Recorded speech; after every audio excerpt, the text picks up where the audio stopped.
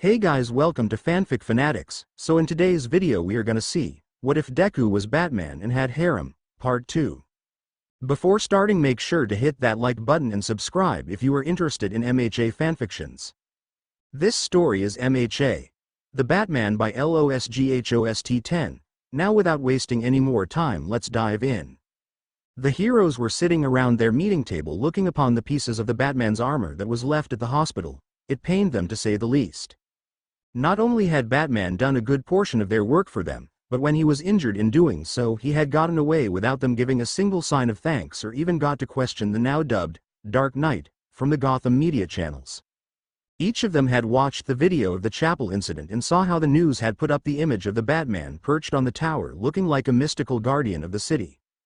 They also saw how the people reacted from seeing the Batman in all his glory for the first time. The mystified looks, the chatter of how brave or incredible he was could be seen throughout the city. In short, the group currently sitting at the meeting were a little embarrassed. They didn't help or do anything of noteworthiness and now felt like they weren't doing their job properly. Kendo was one of them. She was the leader and one in charge, and yet she wasn't doing the best job of going about it and instead was doing okay, at the very least. She couldn't help the sigh leaving her lips as she mulled it all over. But after a few moments she realized she couldn't dwell on it long due to the seriousness of the situation. She turned to Shinso and his partner Kiyori. Noting how tired they both seemed to be, not only from the earlier incident but also how they had to deal with the situation the night before with the mayor's death, she couldn't blame them for being tired after dealing with all of that in 2 days. Kendo herself felt drained. She had many responsibilities as the leader of the hero group, and even with Momo and Iida to help it was still a lot to do. But they didn't have time to dwell on the past mistakes or on how they currently felt. She needed to address the elephant in the room. Shinso. Any word or sightings of the Batman or the Riddler? The detective shook his head. Not at all. It's like he just up and disappeared the second he entered that smoke. Sorta think Lizardy is right about him being able to teleport, and on the Riddler we got nothing. Not even a person matching his description while masked. Upon hearing this, Kendo rested her chin in her palm and spoke after thinking over her words. We need to secure Penguin like planned. Once that's done we target Riddler. Snorting, the small form of Mineta retorted, and how exactly are we going to do that? Sorry, but it seems like every time we plan something it's gone horribly wrong or something else drags us away from it. No one could really deny the short teen's words, but nevertheless Kendo responded. As much as it pains me to say this, you're right. Things haven't gone our way, but when have they ever? The training camp? The USJ? Hell, even the provisional license exam was against us, so why start complaining and second-guessing ourselves now? She sat up straight and looked over the group with a serious no-nonsense tone in her voice. We've gone through adversity before, we've been pushed against the wall over and over, but have we ever given up? No, we haven't, and it sure as hell won't start now. Her words lifted the spirits of her classmates. Even though Abara glared at the word hell being used, she too was inspired, and her glare shifted into a smile at her leader and friend. She's right, we can't give up. We need to work together and push through this to win the exam, spoke Shoto Todoroki. The next to speak was Kyoka Jiro as she turned to their leader. So what's the plan then, boss lady? Kendo smiled and explained, I want a couple of you to be in the club already before we raid. You'll be our inside intelligence telling us where the guards are and support the breaching team when they begin the raid. The others nodded along to this. Kendo then quickly spoke names of those to be in the club. I want Red Riot, Earphone Jack, Cellophane, Emily, and Tsukuyomi to be in the club. The rest will be in 2 teams to attack the front and back to the club. Bakugo will be leading the front team with Shinso taking control of the police on that side. The blonde bomber smiled at hearing this and gave Kirishima a fist bump. Kendo, waiting for the group to come to terms with this, continued where she was at. The back breaching team will be led by Todoroki and the police of that group will be led by Kiyori, and finally the rest will be placed around the city and area to make sure someone can be out and about if there's another incident somewhere else, finished Kendo. Her eyes watched as those chosen nodded and accepted their role. Kendo also addressed the 2 leaders of the groups. Bakugo, Todoroki, you 2 will take 2 others with you. These will be your backup for the raids, so pick wisely. I leave that to your discretion. The 2 huffed or nodded respectively, Bakugo picking Mina while Shoto picked Tsuyu for their backups. Pretty solid picks if Kendo was being honest. With that said, however, a phone rang, getting everyone's attention. They all turned to the source to see Shinso with a quirked eyebrow as he stared at his phone. "Is it the police department, Shinso?" asked Kendo. Shinso, however, shook his head. "No, and I don't recognize the number, contact name, however." At hearing that, the others became confused, the purplette's partner leaning into him, her chest touching his arm as she spoke up.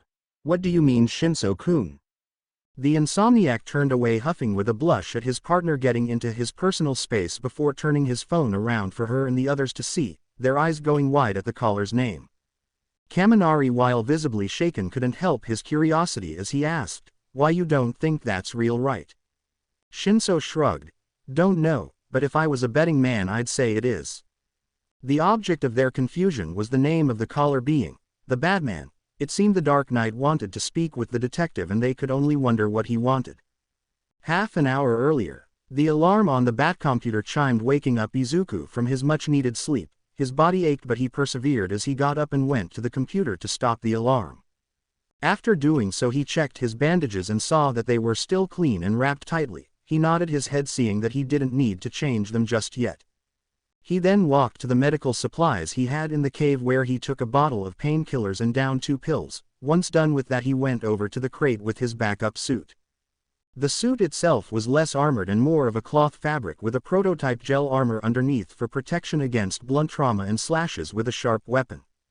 That wasn't all the suit had to offer, however. The cape of this suit was made of a special fiber that would keep its shape when introduced to a certain electrical pulse that his gloves would provide. In all, it was a cape he could use to glide that Izuku really never got around to testing before the exam, so he ended up using his more armored suit instead. The case opened with a click as the latches were unlocked and the lid was cracked open to reveal the light gray suit inside. He immediately noted the less tactical and threatening appearance compared with his last suit. His hands grasped the fabric of the suit as he looked at the bat symbol on the chest. Earlier in designing process, he wanted the suit to keep his original friendly appearance, but that changed over time to the more dark and edgy suit he ended up with. Izuku discarded his clothing and suited up into his new costume. Noting how light it was even when fully suited up made him hum in thought of how fast he could move now without the excess weight from the previous suit's bulky armor. He donned his cowl last and adjusted his gloves as he stretched his limbs, which were now free to move however they pleased. Izuku also felt the breastplate underneath his symbol to stop low firearms aimed for his chest. Looking at his form in the mirror, Izuku liked what he saw. He was still intimidating, but the suit looked slightly less practical and but still gave protection in key areas in case he was ever shot at. "Alfred, what time does Riddler's second riddle end?" asked the Dark Knight. The computer responded back a few seconds later, "Sir, the time of the riddle's expiration is precisely 2 hours from now. Would you like me to notify the heroes of this?" Izuku thought it over before shaking his head. "No, I'll do it myself when I contact them. In the meantime, could you pull up the second riddle for me?" "Of course, sir." The riddle flashed on the screen, letting Izuku look it over again. His mind raced with ideas and theories, but he wasn't sure just why. He felt something was off about it. "Now, the second riddle is this: I inspire hope and faith. The flood washed away our sins, my body cracked and broken, it is my word against yours, but who will the people believe when the second Genesis arrives?" The Dark Knight's eyes narrowed. It all pointed to the abandoned Christian orphanage. But the last part made him pause in thought. Second Genesis sounds suspiciously like the seawall surrounding Gotham will be having something done or had something done to it already. I need more clues to figure out what's going on before I claim anything. He typed in the seawall incident that destroyed a good portion of the southeast of the city in the poor district and looked through the details on what caused it to happen. What he found made him come to a conclusion. The wall was cited to have cracks and needed repair, but Mayor West didn't listen and apparently was seen with some bad people at that time. People that if the wall were to break would get thousands if not millions of dollars on an insurance plea to the city. His fist clenched and his eyes narrowed into a scowl. The Riddler sees himself as some sort of prophet of justice that will rid the city of the corrupt, and horrifically his ideals are eerily similar to my own and my story in this city. Izuku stood there thinking it all over until he noticed something he hadn't before. He stumbled upon a speech that the commissioner gave on the seawall, and with the district attorney was dead and the commissioner missing, he could guess of what was going to happen next. He checked the time to see an hour and 56 minutes until the riddle was expired. Izuku put together that the commissioner was in the orphanage, the commissioner who had previously publicly stated before the wall collapsed that it was all fine and not to worry about it and that the mayor would handle it. The Riddler has that very same man in his clutches, and if he or the heroes don't move fast he'll be dead in less than 2 hours. With a turn, Izuku pressed a few buttons on his gauntlet and then pressed his earpiece. He contacted the one person he trusted at the moment to have his phone at the ready. He called Shinso. The observation room. Nezu interlaced his fingers together as he leaned forward. It seemed Izuku was catching on, but only time would tell if he would get the full picture together in time. You've done very well so far, Midoriya, but can you figure out the last riddle in time is the real question. Thought the rat god as he took a sip of his tea. While the principal was in his own little world, Rumier Mirko was drooling at the muscles seen through Izuku's new suit. She wasn't alone, as Yukio, the wild pussycats and the 2 engineering teens did the same. Holy shit, and I thought his last suit looked hot, commented the rabbit heroine as she gripped her armrest hard enough to bend them slightly. Pixie Bob of the Pussycats nodded to her. You can say that again, he's a whole beefcake and then some. Mandalay sighed at her friend's remark but didn't correct her. After all, Izuku in tights just hit different in a strange way. Pixie, calm down, besides Kota is right here, Ragdoll said, trying and failing to not look at Izuku's ass when he turned away from the Batcomputer. Blushing, the blonde-haired pussycat sheepishly waved to Kota, who looked at her with a deadpanned expression on his face. This is why you're my third favorite aunt, Kota said, deathly serious. Pixie Bob gasped and asked in a hurt tone, who's first and second? Kota replied back, crossing his arms, Auntie Mandalay and then Tiger, you and finally Ragdoll. The blonde woman dropped out of her chair and pounded her fist in the ground. It's not fair. Mandalay beamed, but Ragdoll inquired on why she was fourth, completely ignoring her teammate. Why am I not third then? Kota blushed and answered, I saw you grab Midoriya's butt before he went into the onsen one time back during the summer camp. Quote. Quote. And I thought I was horny. Shut up, Pixie, this is why you don't have a man and still aren't married, shouted Ragdoll with a massive blush on her face. Meanwhile, with the teacher's recovery girl sighed in relief at the good job Izuku had done with his bandages. That didn't stop her from glaring at Toshinori, who in turn raised his hands. What did I do? Inquired the blonde man when he noticed her glare. Chio just continued to shoot daggers at him before answering, you just had to choose a successor that was just as stubborn as you were, if not more so. Toshinori flinched but defended himself, and Midoriya, we're not that bad. Your student just a few hours ago refused medical aid so he could continue his heroic mission in an exam to push his limits. If you even dare say that's not bad, I will strangle you with Torino's cape. Point taken, I'll shut up now. Good, was all Chio said in response. In the Hero HQ, Shinso tapped the answer button and heard nothing but silence. The perplet looked up from his phone at the eyes of his peers, who made gestures for him to speak. He rolled his eyes at them before doing what they suggested, hello. A few moments later, the voice of the Batman was heard, less than Detective Shinso, I need to speak with you and the heroes as soon as possible. Greater than.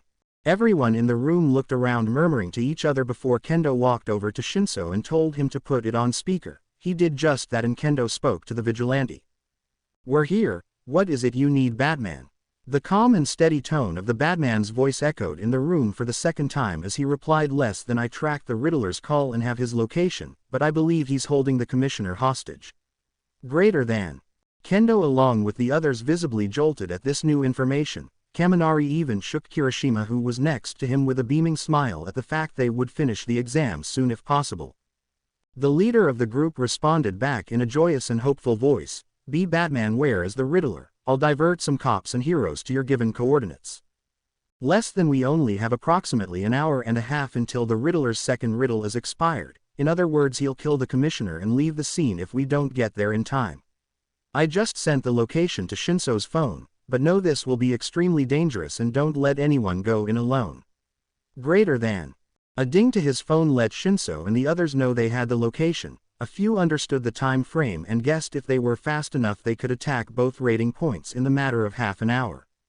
But there was one girl who went wide-eyed at something else entirely. The voice of the Batman, it sounded familiar, far too familiar. Kyoka glanced to Momo and saw her elated face at the prospect of finishing the exam soon, and wondered if she should mention anything. She decided against it for now as they needed to focus on what Batman had to say. Less than I'll meet you on the rooftop across the street from the Iceberg Lounge. From there I'll help with the Penguin before heading to the Riddler's location. Greater than. Kendo nodded to this, not seeing anything wrong with it. All right Batman, we'll meet you there. Everyone, let's move out now. We got the details ironed out and have the Riddler's location. Let's move out people. Shinso looked and saw that Batman hung up. He didn't waste time on the fact he sounded faintly familiar and instead stood up and gestured to Kyori. Let's go, we got work to do. Kyori nodded as she stood and waved to the heroes as they left out and into the elevator, leaving the heroes to get ready and depart for the raid. But it was as they got ready that Kyoka took Momo to the side and away from the others. They were already dressed by this point and were only waiting on the others to get their support equipment ready. The punk girl put her earphone jacks into the wall to make sure no one could listen in on them, and after a few seconds she nodded and retracted her jacks. Momo tilted her head at her best friend and asked, "What's wrong, Kyo? You seem a little distressed." Kyoka sighed and grabbed the hem of her leather jacket. I know who the Batman is." The heiress's eyes went wide as she then stammered out her response, who? Kyoka took a deep breath to steady herself before she said, "It's with Izuku." The Batman had parked the Batmobile and was now perched across the street from the Iceberg Lounge on the roof of a building and overlooking the street. He surveyed the building and already sent his bat inside to spy on the guards' patrol patterns and locations. It was as he looked through the eyes of the bat that he felt a drop of water hit his shoulder. Instinctively yet slowly he looked up into the dark cloudy sky and heard the crackle of thunder as lightning lit up the sky and the surrounding shadows. A heavy storm was coming. The dark night narrowed his eyes as he thought to himself, a storm this bad could cause problems. Communications may stop working, the rain will flood the streets, and the most worrying is the fact this all seems to be according to the Riddler's plan. His eyeline dropped back down to the Iceberg Lounge once again and he could hear police chatter in his earpiece coming from the police radio line talking about problems with the communications tower of the city.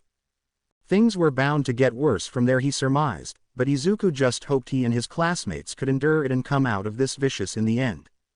The sounds of footsteps was heard behind Izuku as he looked upon the Iceberg Lounge. He didn't turn to address them and instead spoke out loud, "Are you ready?" Bakugo scoffed in response and crossed his arms, but Mina and Sue nodded and verbally replied, "Yup, yes we are." The Batman stood from his crouched position and walked to them and spoke, "Get your teams in position, when the clock hits 8 we strike." Bakugo growled and got into his face, "And why should we listen to a freak in a mask?"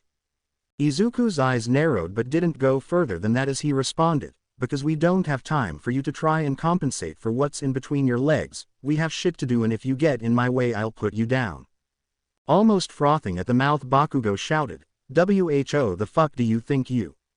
He was stopped by a kidney punch that lifted him a foot off of the ground and dropped him like a sack of potatoes. Coughing and sucking in breath after getting the wind knocked out of him, Bakugo stayed in the fetal position clutching his side in pain, unable to get up or move. Batman just looked at him before slowly raising his gaze to the other three. Shoto was stoic but the small amount of panic in his eyes told Izuku he was worried.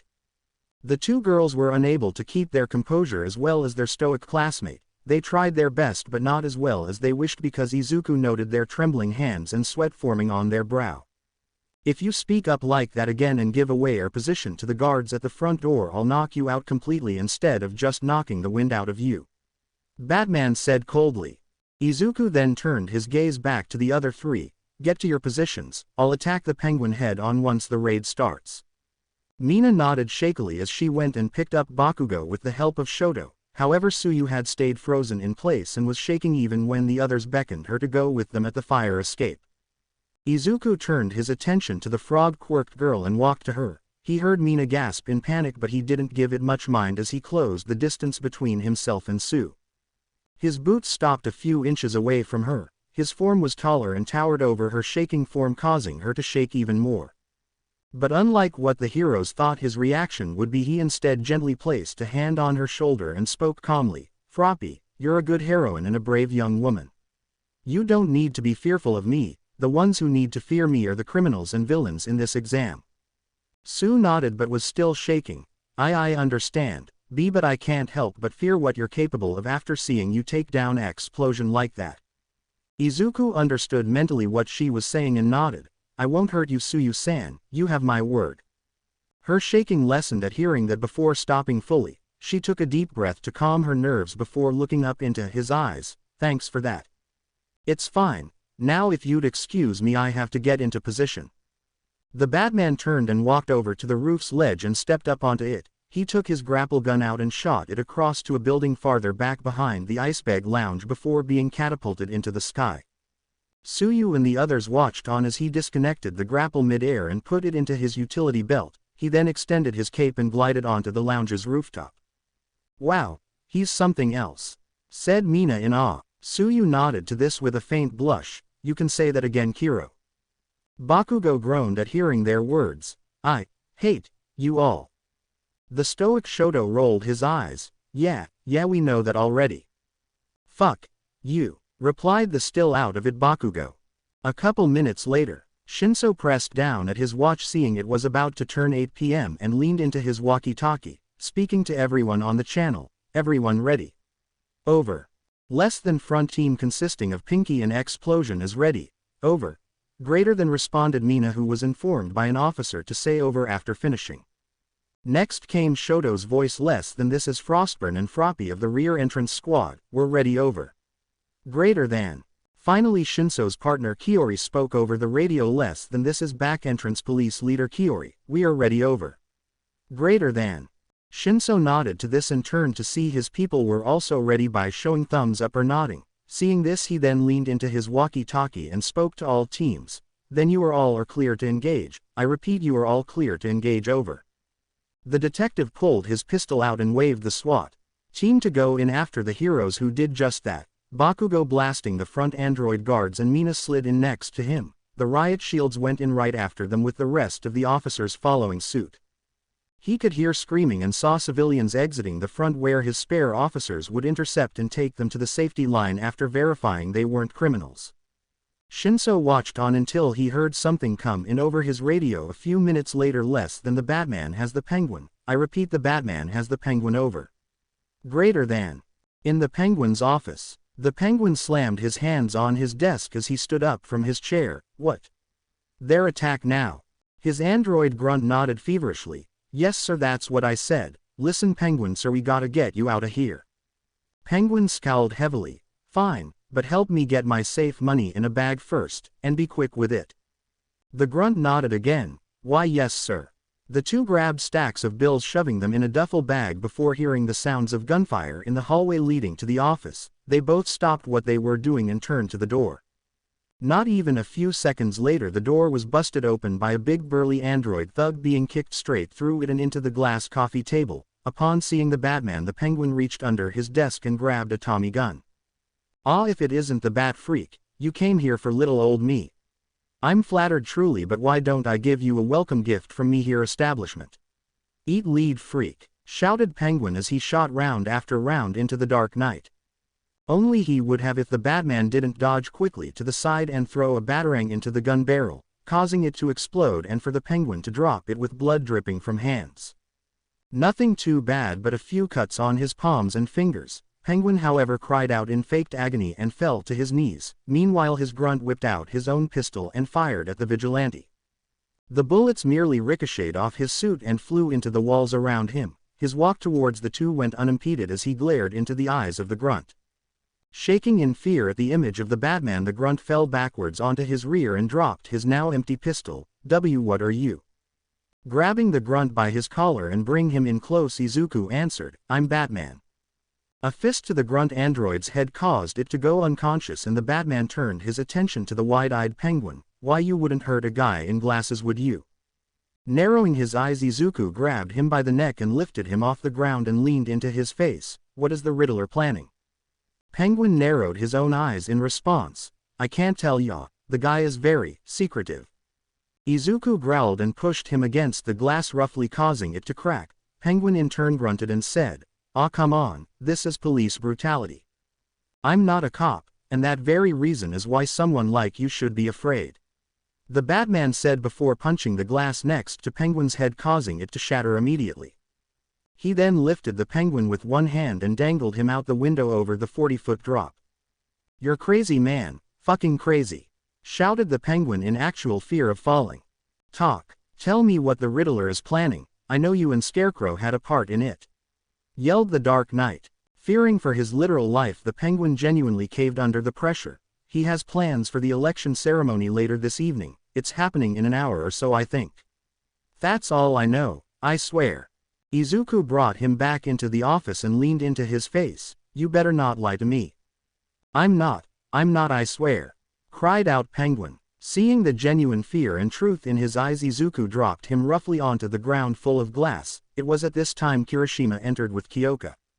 Kirishima pressed onto his earpiece and spoke to the others. "The Batman has the Penguin. I repeat, the Batman has the Penguin, over." Izuku turned and addressed Kirishima. "Red Ripped, the Riddler is planning to attack the mayor ceremony tonight. Send heroes and police there after you're done here." The Batman, without waiting for a response, turned and used his grapple to shoot into the skylight and rocket himself up and onto the roof, leaving the two to arrest the Penguin. However, Kyoka shouted out with her arm reaching for him, "Wait." But it was too late and Izuku was already gone. Kirishima turned to her curiously and asked, "What was that about earphone jack?" The punk girl glanced to him before turning her head back to the glass window above them that the Batman had left through. It's nothing, forget about it." Kirishima a few seconds later nodded hesitantly and went to arrest the other two, although he did glance a couple times her way in curiosity on why she had called out to him. Kyoka, however, thought to herself, "Izuku, why did you agree to become the Batman? It sounds so unlike you." With the second raid team, Kendo heard the others radio in that the Penguin was apprehended and she smiled. "Good work everyone, when the Batman gets here we'll start our raid. Talk to you when we're done here, over." She heard a few different replies from the other teams but didn't bother responding as they were all telling her and her team good luck. She waited with Momo and Uraraka by her side with a few other heroes students around the perimeter of the building. The redhead took notice of the creation user's tapping of her foot and every once in a while he'd sigh deeply. That mixed with the contemplating look Momo had made Kendo wonder what happened. So with time to spare until the Batman arrived, she leaned into the Ravenette's side and asked, "What's wrong, Momo?" The vice president of Class 1A froze and then her shoulders sagged. "I've been informed of something and I am unsure how to feel about it." Kendo raised a brow and glanced to Uraraka, who shrugged back, being just as clueless as her. The redhead glanced back to Momo before inquiring, "And that would be?" Momo twiddled her thumbs together and looked down to her feet. She contemplated telling the truth before deciding to do just that. I know who." She was cut off as the Batman glided in from the sky and landed a few feet away from them. His crouched figure stood up slowly and showed off his new suit in all its glory. "Battle Fist, Kriti, Uravati, are you all ready to head inside?" asked the Dark Knight. Asked the three heroines. Momo visibly froze before blushing as red as her cape. Kendo and Uraraka noticed but didn't say anything as they turned their attention back to the Batman. Kendo stepped forward to meet him halfway as he walked to them. "We're ready, we were just waiting on you."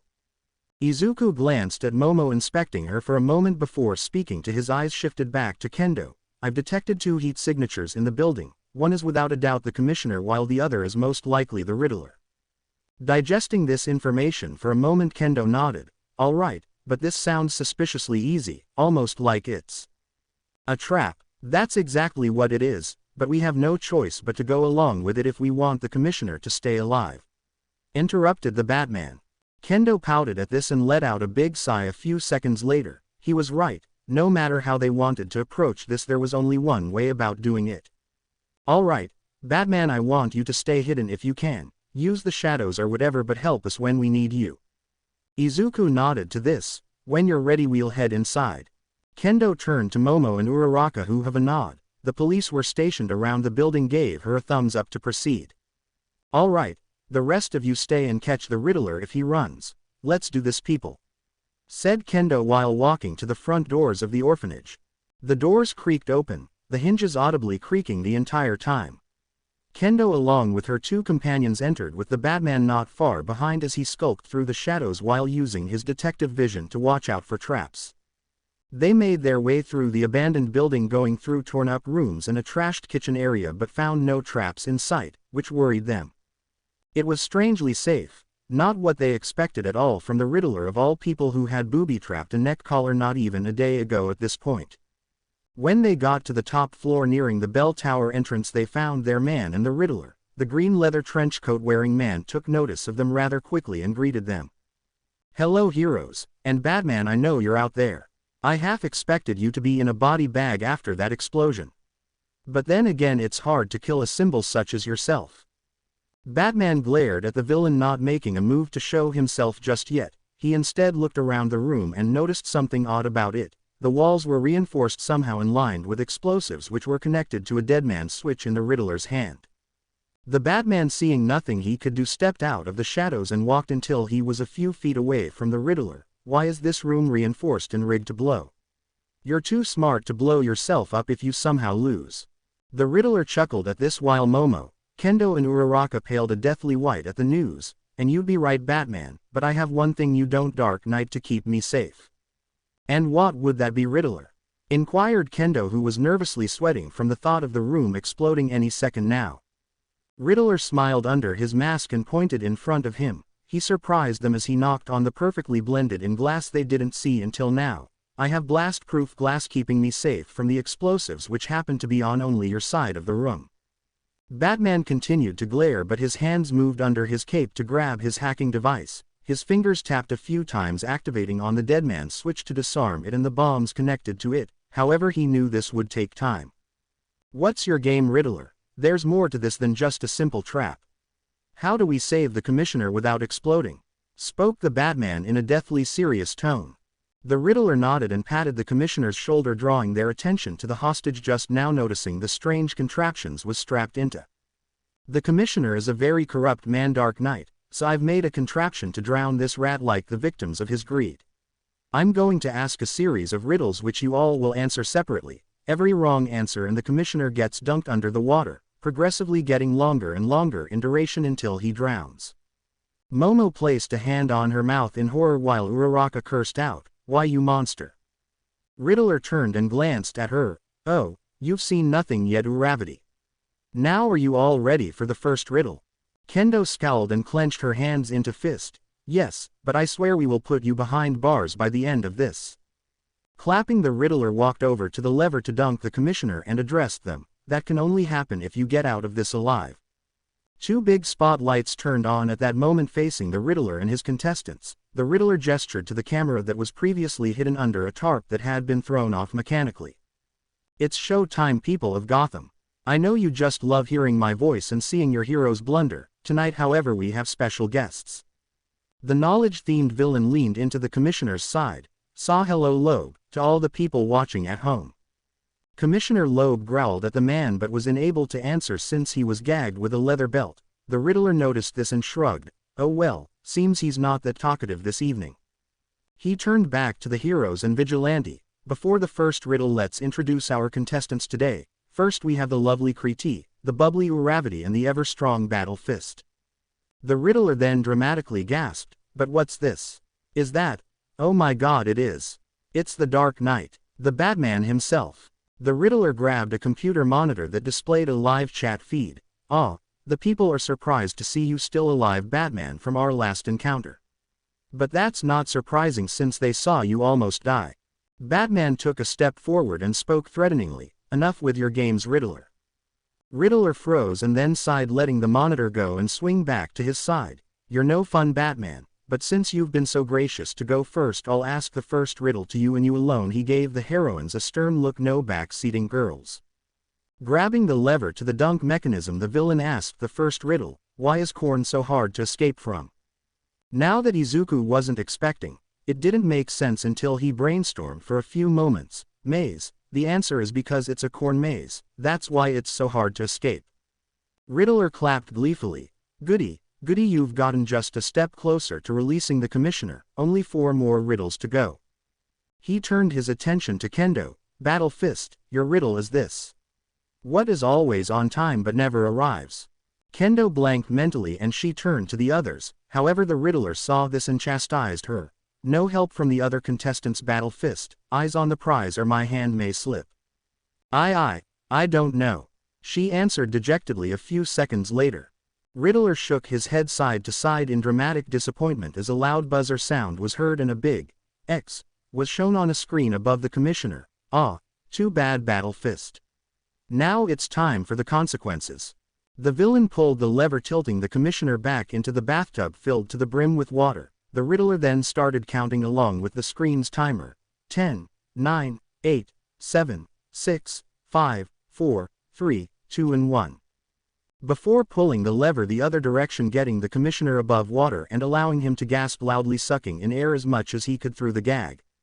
The heroes were stunned and horrified while Izuku tapped even faster on his hacking tool, making him 1/5 away done with the hack. Riddler then turned his head to Uraraka. It's Uravity's turn, now your riddle is. I feel your every move, I know your every thought. I'm with you from birth and I'll see you when you rot. What am I? Uraraka paled and her mind raced with thoughts. Her first thought went to Shadow, but it didn't feel right since shadows aren't known for having eyes, but then she realized something, she knew the answer. Reflection, it's your reflection. She yelled out, grasping her hands together in fear of being wrong and a bit of hope of being right. The Riddler paused, making the room grow tense. That was until he cheered loudly, correct. You've gotten another step closer to winning the Riddler's grand show. Looking at Momo next, the villain pointed to her. Your turn, Kriti. Your riddle is, I have a million eyes yet live in darkness, I have a million ears but only 4 lobes. I have no muscles, yet rule 2 hemispheres, what am I? Momo knew this one immediately and answered quickly, the human brain. The Riddler looked shocked by this but nodded. You are correct, but don't get cocky, heroes. It gets even harder from here in the second round. He turned to Izuku and spoke once more. What is the endgame of my plan, Dark Knight? Izuku glared at the Riddler for using a riddle he couldn't know the answer to. I don't know, but it has something to do with the seawall surrounding Gotham and the mayor election ceremony in less than an hour. Riddler smiled cockily underneath his mask. Ah, that's not the answer I was looking for, and here I thought you were smarter than this, Dark Knight.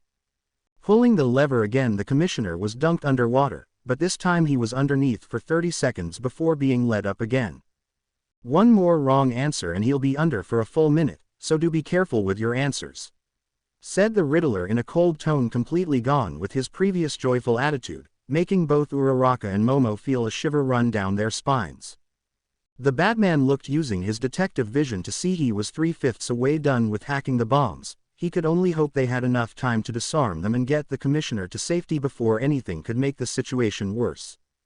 However, it seemed luck was not on their side as Riddler pressed a button on his deadman switch. For getting 2 riddles wrong, the room you all are in will slowly press down onto you and inevitably crush you. So focus up or you'll all turn into pancakes. Damn, Izuku cursed, now feeling even more pressure on him and the others. Riddler pointed to his next target. Battle Fist, you didn't do so well in the first round, so hopefully you do better this time. Your next riddle is this. I was there in the beginning, I'll be there in the end. I've seen all and have heard everything known to the universe. What am I? Kendo took a shaky breath. The pressure was on as the old picture frames on the walls were slowly pushed off and landing on the ground, throwing glass everywhere. She had already fucked up one riddle, so she told herself she couldn't fuck up again. She searched her mind for the answer while keeping in mind the time she had left until they were crushed. Wait, time. The answer was time, she shouted. Riddler clapped but this time spoke in an annoyed tone. You're unfortunately correct, leaving one more riddle for you to win it all. The Riddler turned to Momo. Kriti, it's your turn again. This time your answer must be given in the given time frame. You have 20 seconds on the clock. Are you ready? Momo gulped as she looked at the giant monitor above the commissioner with a timer on it. She was extremely grateful for Uraraka's comforting hand on her shoulder. I am. Riddler nodded. Your riddle is this. A rich heiress lives in luxury. Her needs are taken care of until she's thrown into the outside world. It's then that she realizes her one and only true love. What am I? The Ravenet panicked as the timer ticked down. Her mind raced but couldn't find an answer. When the timer was reached 8 seconds, she shouted out something random on impulse.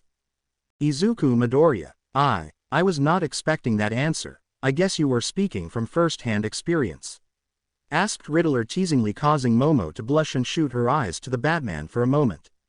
She turned away when she saw the Batman looking right at her. Izuku, upon hearing her accidental confession, was surprised and had to try really hard to keep himself from accidentally revealing the hacking device.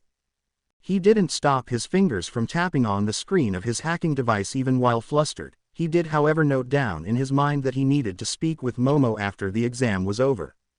The ceiling was about 2 feet from their heads and slowly descending. Izuku tapped faster in response while the Riddler spoke up to his unwilling contestants.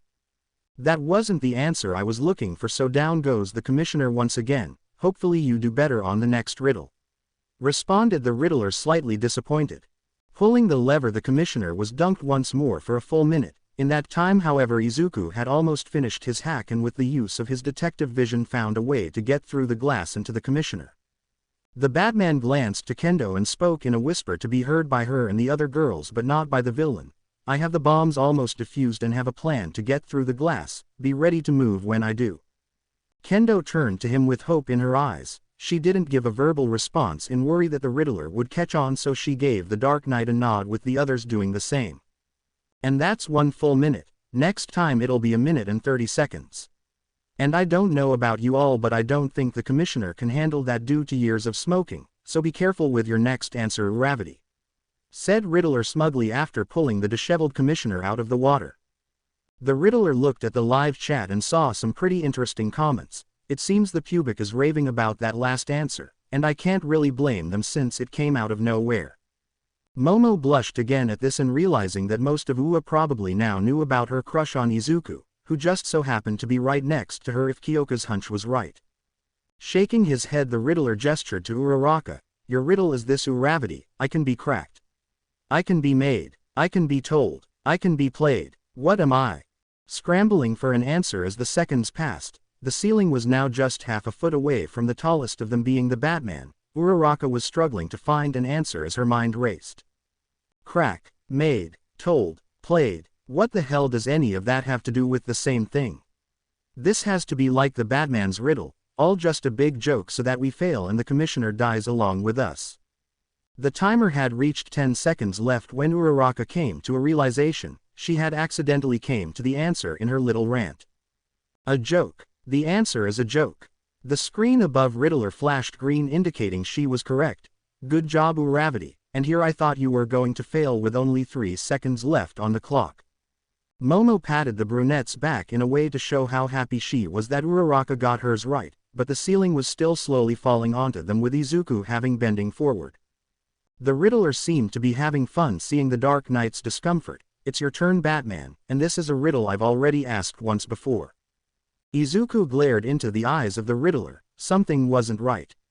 The riddles he had given so far were easy enough for him to complete quickly, even the ones the others had failed, and he wouldn't use the riddle he just asked him. So what was the Riddler getting at? Don't get so angry, Dark Knight. Your riddle is this. Who is the Batman? Momo.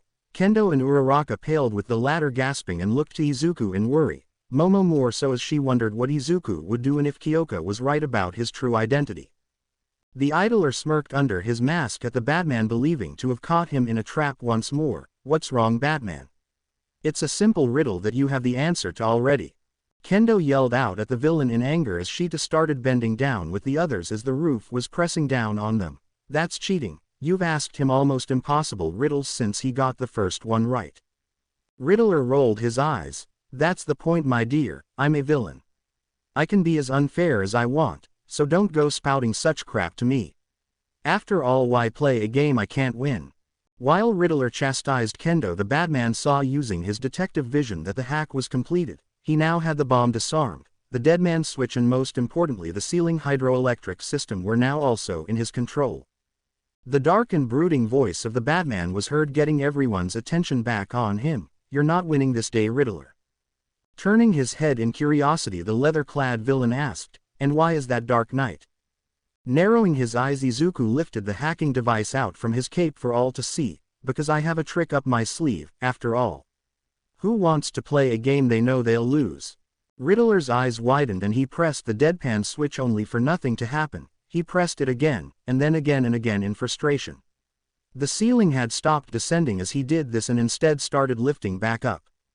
Growling, the Riddler threw the deadman switch and cursed the caped crusader. You cheating bastard. How did you get past my genius intellect? Izuku stood to his full height now that the roof over his head was back in its previous position. You got too cocky. Gritting his teeth under his mask, the Riddler looked around before smiling. I haven't lost yet, Batman.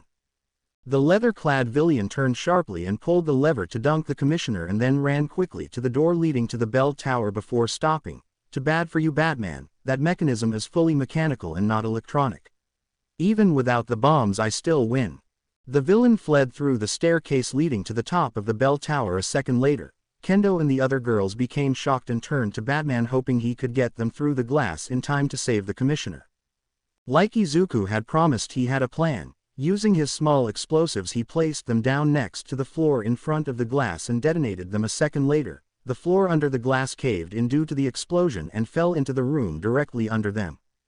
Moving quickly, Izuku and the heroines jumped down and used their own methods to get back up onto the other side of the glass with the commissioner. Izuku used his grapple gun. Kendo slammed her enlarged hands onto the ground to launch herself up. Momo used a metal pole to pole vault up, and Uraraka used her quirk to make herself float. They reached the commissioner with Kendo using her hands to breaking the mechanism apart, with Uraraka helping get the commissioner out. While doing so, the red-headed hero leader turned to the Batman and Momo and ordered them. Batman, Kriti, go after the Riddler, we got the commissioner.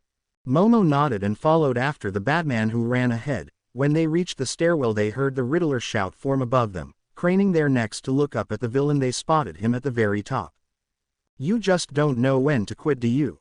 Shouted the panting villain angrily. Batman glared but didn't answer as he took out his grapple gun and shot it into the ceiling above the Riddler. Thinking fast, the villain used a combat knife to attempt to cut through the wire. Keyword being attempt, as the knife couldn't make a dent in the reinforced steel wire. Riddler shouted an animalistic sound of rage as he dropped his attempt and went up the ladder and through the trap door leading to the bell. Izuku didn't waste time as he threw his arm around Momo's waist, causing her to eat. They then in no time flew up the stairwell and hopped over the railing when they got to the top of the stairs.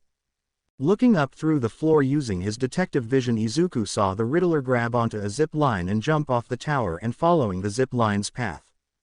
The Batman hurried up the ladder followed by Momo. He threw the hatch open to get to the bell-holding part of the tower. He was just in time to watch as the Riddler landed on top of an apartment building's roof and run to the roof access door. The sky was pouring rain and lightning was crackling through the sky, thunder booming as it did so. He's escaping. Send police to the south apartment building while I pursue him, ordered Batman. Momo flinched at the idea of the Riddler escaping. She wholeheartedly agreed of the idea and spoke into her radio in a hurry. Units converge on the south apartment building. The suspect has fled the area and is now in that apartment building. And send some medics for the commissioner while you're at it. She turned to the Batman and asked, we'll meet you there, good luck. Izuku. The Batman paused just before he jumped from the tower to follow after the Riddler. He turned back to her and stared into her eyes for a moment. I'll talk to you once this is all over, Momo, and tell Kyoka that she did good suspecting me from just hearing my voice. Momo's eyes went wide and asked, how? But it was too late. Izuku jumped from the tower and opened his cape to glide towards the apartment the Riddler had fled to, with rain splashing his face as he flew through the night sky. Leaving Momo to clench the fabric of her suit over her heart as she stared on at the man that she had fallen for. She felt a warmth in her chest before she felt horror take over. Oh my God, I really did confess to liking him when he was right next to me, thought the heiress in complete embarrassment. With Izuku, the hallway of the apartment building was quiet, with the only sound coming from a hanging light bulb that buzzed as it flicked on and off repeatedly. But suddenly the window of the hallway was busted open, with the Batman gliding through it and landing on the hallway's floor with a roll, the glass spreading out all over the floor with rainwater pattering into the tile now that the window was broken. The dark figure stood up and used his detective vision to look through the entire building. He found only one heat signature, which was down the hall in the last room on the right that had its door hanging half open, as if someone opened it in a hurry and didn't bother closing it. The Dark Knight walked through the shattered glass leading the window with the sound of the stormy winds howling in the background. His boots echoes quietly as he moved to the open door leading to an apartment. The door being slightly open allowed him to see into the living space. He saw that it seemed to have been lived in for some time now, with hordes of books, notebooks and other miscellaneous items strewn about. The Batman's hand pushed the door open fully, allowing him entry and a full view of the inside. The door creaked slowly as he did so, and he walked right into the apartment to come upon the Riddler on the far side of the room. "This wasn't supposed to happen like this. I was supposed to win," raved the lunatic, slamming his hand on the table before going back to what he was doing. The Batman stayed silent as he saw a blade-type object stabbed into the desk with old blood stains on it. Izuku could also hear typing of a keyboard, which he assumed to be the Riddler. "Your game is over, Riddler," stated the Batman coldly. A moment of pause as the Riddler stopped typing a second later and turned around to address the vigilante. "The fact you believe it's over is funny, Batman, because this is far from over." Batman intercepted the blade just inches away from his face. The Riddler, having grabbed the blade from the table and tried slashing him, but wasn't fast enough. "What was your end goal, Riddler?" demanded the vigilante. Riddler, however, laughed like a psychopath. "That's the best part, Batman." He leaned into the vigilante's face, their eyes staring holes into each other. "I've already given you the last riddle to piece it all together. All you have to do is look at the world around you." Narrowing his eyes, Izuku disarmed the villain and with a strong headbutt turned the Riddler unconscious, his body falling loosely to the carpeted floor with his glasses broken in two. The Batman stared upon the Riddler for a few moments until police and heroes swarmed the room to see that the Batman had taken care of the villain. Kendo quickly walked over and thanked him. "Thank you, Batman, for apprehending him. We'll take it from here." Izuku shook his head. "No, there's more here. The Riddler wouldn't gamble on his big plan like this, and we still haven't found what he planned for down in Gotham Square Garden where the election ceremony is being held." Kendo paused, digesting his words before nodding. "She ordered some forensics people to come to the crime scene." Time skip. The Batman looked around the room while the Riddler was cuffed and dragged off to be arrested, still unconscious. The heroes and some detectives stuck around helping log evidence for a while. Time passed slowly until it was 15 minutes left on the last riddle, which was slowly ticking down on the monitors where the Riddler was earlier. And yet with all their effort they still hadn't found anything substantial besides the computer that was hooked into many monitors and timer. The laptop was screwed down into the table, being unable to be taken out of the room, and needed a password to gain access to anything on it. Izuku couldn't even hack into it, which he found extremely odd. The forensic people had come and gone after some time, leaving only the Batman, Kendo, and left with Detective Kiori, who came on scene bit later. The detective was good helper when it came to cataloging the evidence of interest, but even with that they hadn't found any clues. Momo and Uraraka had also left to support the others at the place being used for the mayor election. Momo gave the Batman one last look before going with Uraraka. Speaking of the ceremony, the building itself was a backup storm shelter in the center of the city, and was mostly used as an auditorium or arena for events or ceremonies. The Batman was still hard at work trying to figure out the end game of the Riddler, but he could feel that he was missing something that would explain everything. He read through some notebooks left behind but found nothing of substantial value, just some crazed thoughts of the villain he had apprehended, and eventually he put it down and thought to himself. "I've already given you the last riddle to piece it all together. All you have to do is look at the world around you." Those were the words of the Riddler, and Izuku couldn't help but feel that he wasn't taking notice of something important. Izuku reevaluated his fight with the Riddler, his every move, his every action. Then, as if it flashed into his mind, he found something odd about his last encounter. Turning to Kendo and Kiori, who were looking through other pieces of evidence in the room, he shifted his eyes to the left of the Dark Knight walked over to the table that had a plastic bag on it. His footsteps made the worn-out wood creak, catching the other two's attention. They watched as the Batman grabbed the plastic bag and lifted it to look at its contents. Surprisingly, it was Kiori who spoke. "Gotta hand it to the guy. He's one psycho to use a tucker as a weapon. I mean, who the hell does that?" Slowly the Batman swiveled his head to face Kiori, making said girl flinch. "What did you say?" Kiori gulped before answering.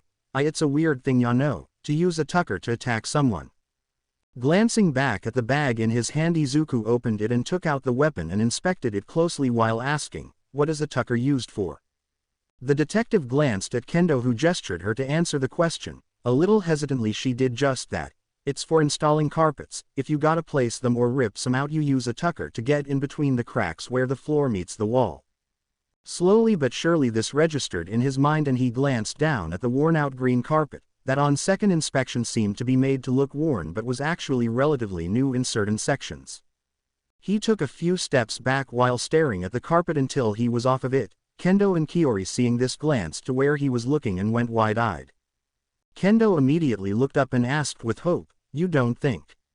The unasked question lingered in the air, as the Batman used the tool to upturn a section and used his hands to tear the carpet from the floor, revealing what was underneath. "Oh my God," commented Kendo while covering her mouth. What was underneath the carpet was a carved map of the city with the large word, Genesis, was carved in the center. Upon seeing the word, Izuku's eyes widened and he quickly rushed over to the laptop and typed into it. He pressed enter a second later and the screen changed to a big green question mark. Simultaneously the carving of the city lit up with LEDs with some blinking around the border of the sea wall. But then to their surprise a video started to play on the laptop and computer monitors. The image of the Riddler was shown through them all, talking to a group chat of up to 50 people. "Thank you for all of your support. I wouldn't know how I could have done it all without you guys. When I first started out I had a dream to rid the streets of the filth and corrupt. But it's only thanks to you all that I'm able to actually do it." The Riddler leaned back into his chair and spoke with a giddiness in his voice which soon turned into righteous fury. "By now I've already been arrested by the heroes and authorities, so it'll be up to you to stand up and fight, to take up arms to make things right. To cast out the corrupt and make them face judgment. Oh my God, he's not alone. He has people who are going to attack the Gotham election ceremony," shouted Kendo in complete disbelief. The Batman narrowed his eyes as he looked at the image of the Riddler. "That's not all. When the ceremony starts, the bombs we planted will detonate and flood the streets. The communications will be down due to the heavy storm. And the flooding will be so fast that any attempts of evacuation will be too late." The villain giggled and clapped his hands at this, and the people will in turn have to flock to the Gotham Square garden where the ceremony is taking place. That's where you all come in. In the chaos you will pick them off like drowning rats. Kendo panicked and leaned into her radio. "Kriti, this is Battle Fist. We need to evacuate. I repeat, evacuate Gotham Square garden now."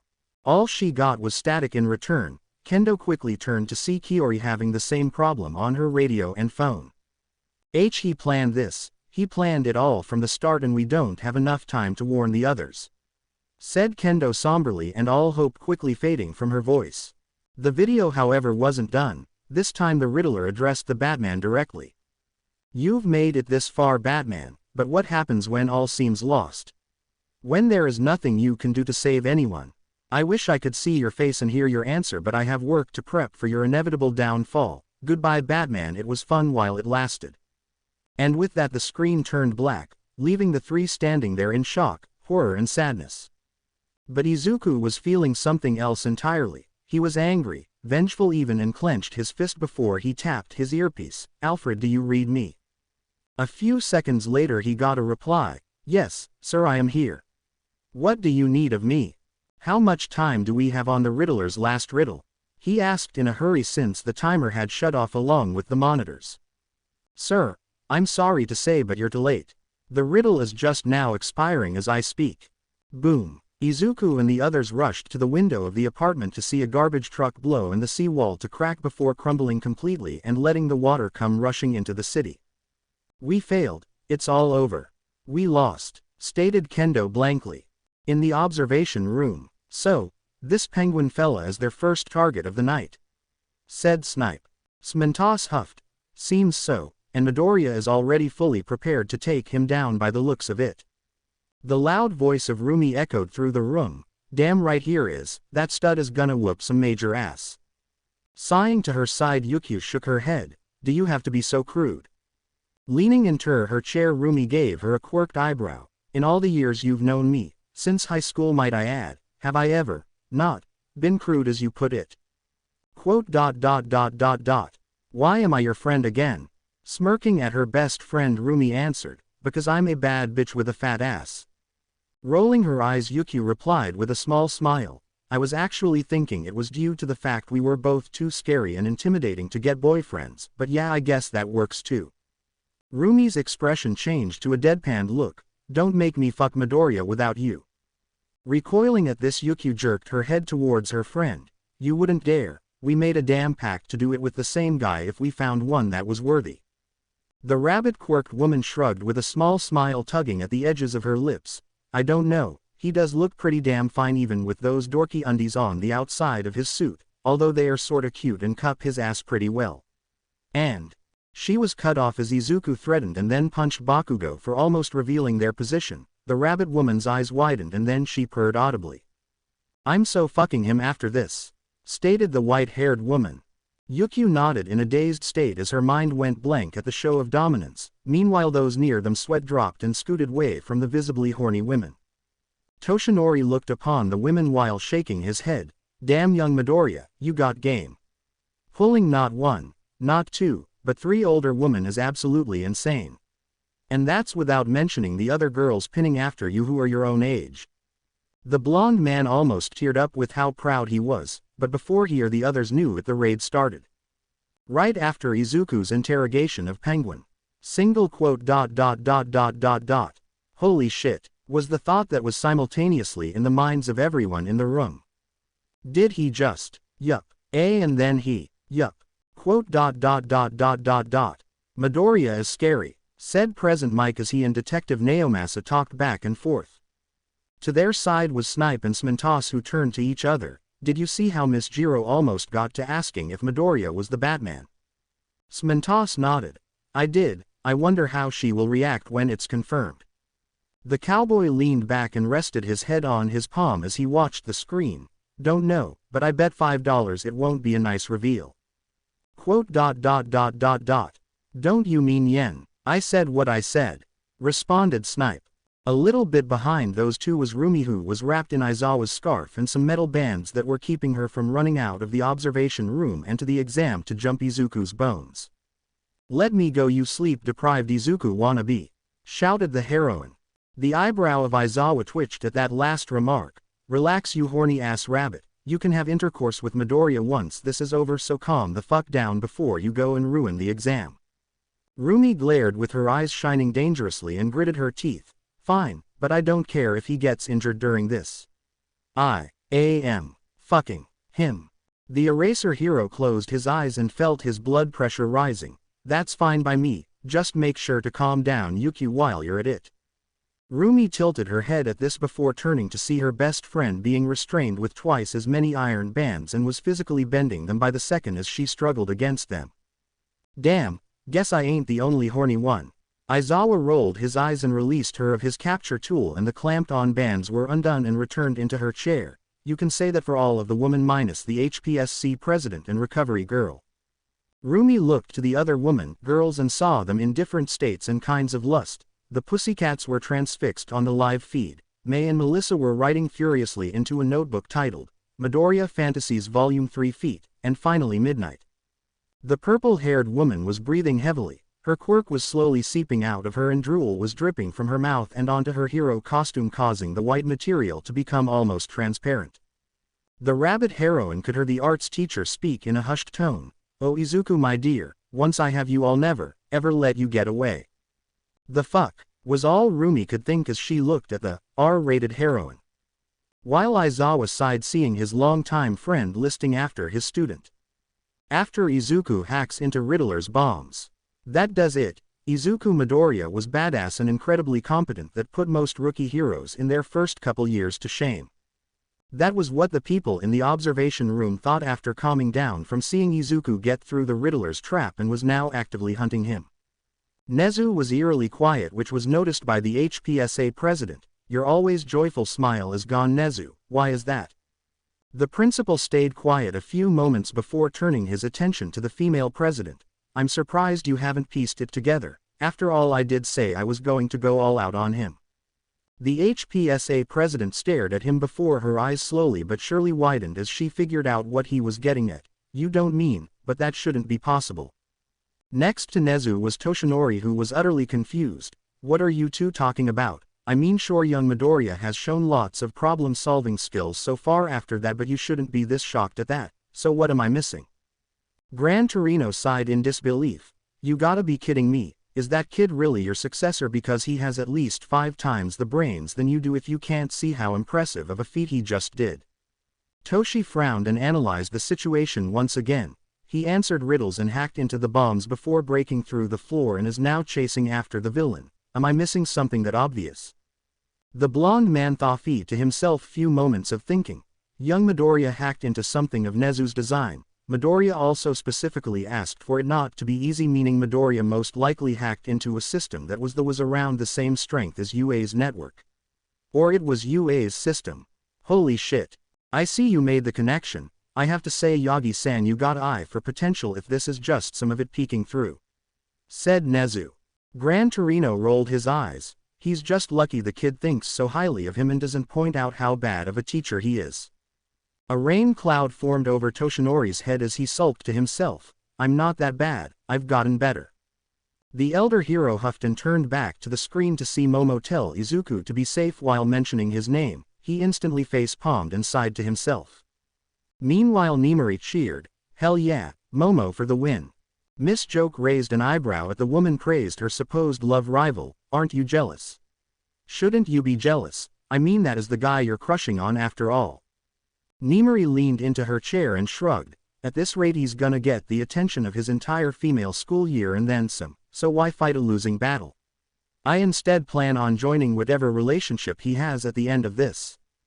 The green-haired woman looked at the R-rated hero in bewilderment before turning back to Aizawa. Is she always like this? The hobo teacher sighed. Unfortunately yes, and the worst part is that whenever she's like this it always works out no matter how bullshit it is. Miss Joke let out a small huh, before shrugging and snuggling into his side with a soft sigh of relief, and in doing so Aizawa blushed lightly and wrapped his arm around her and patted her head gently. The green-haired woman hummed happily and smiled genuinely at the affection given to her by the man she has sought after for so long. A little ways from them Mr. Shield and Power Loader were analyzing the equipment Izuku was using, from his hacking device to his cape that allowed him to glide. That device could use some reworking to make it faster and or have a longer range. What do you think? Asked David. Power Loader hummed.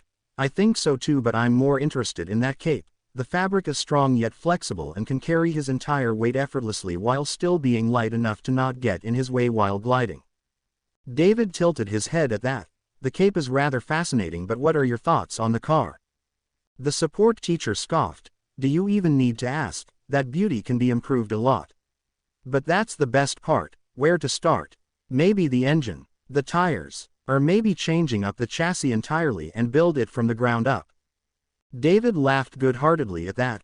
Good point. I can already see some designs I'd love to make if given the chance by Izuku.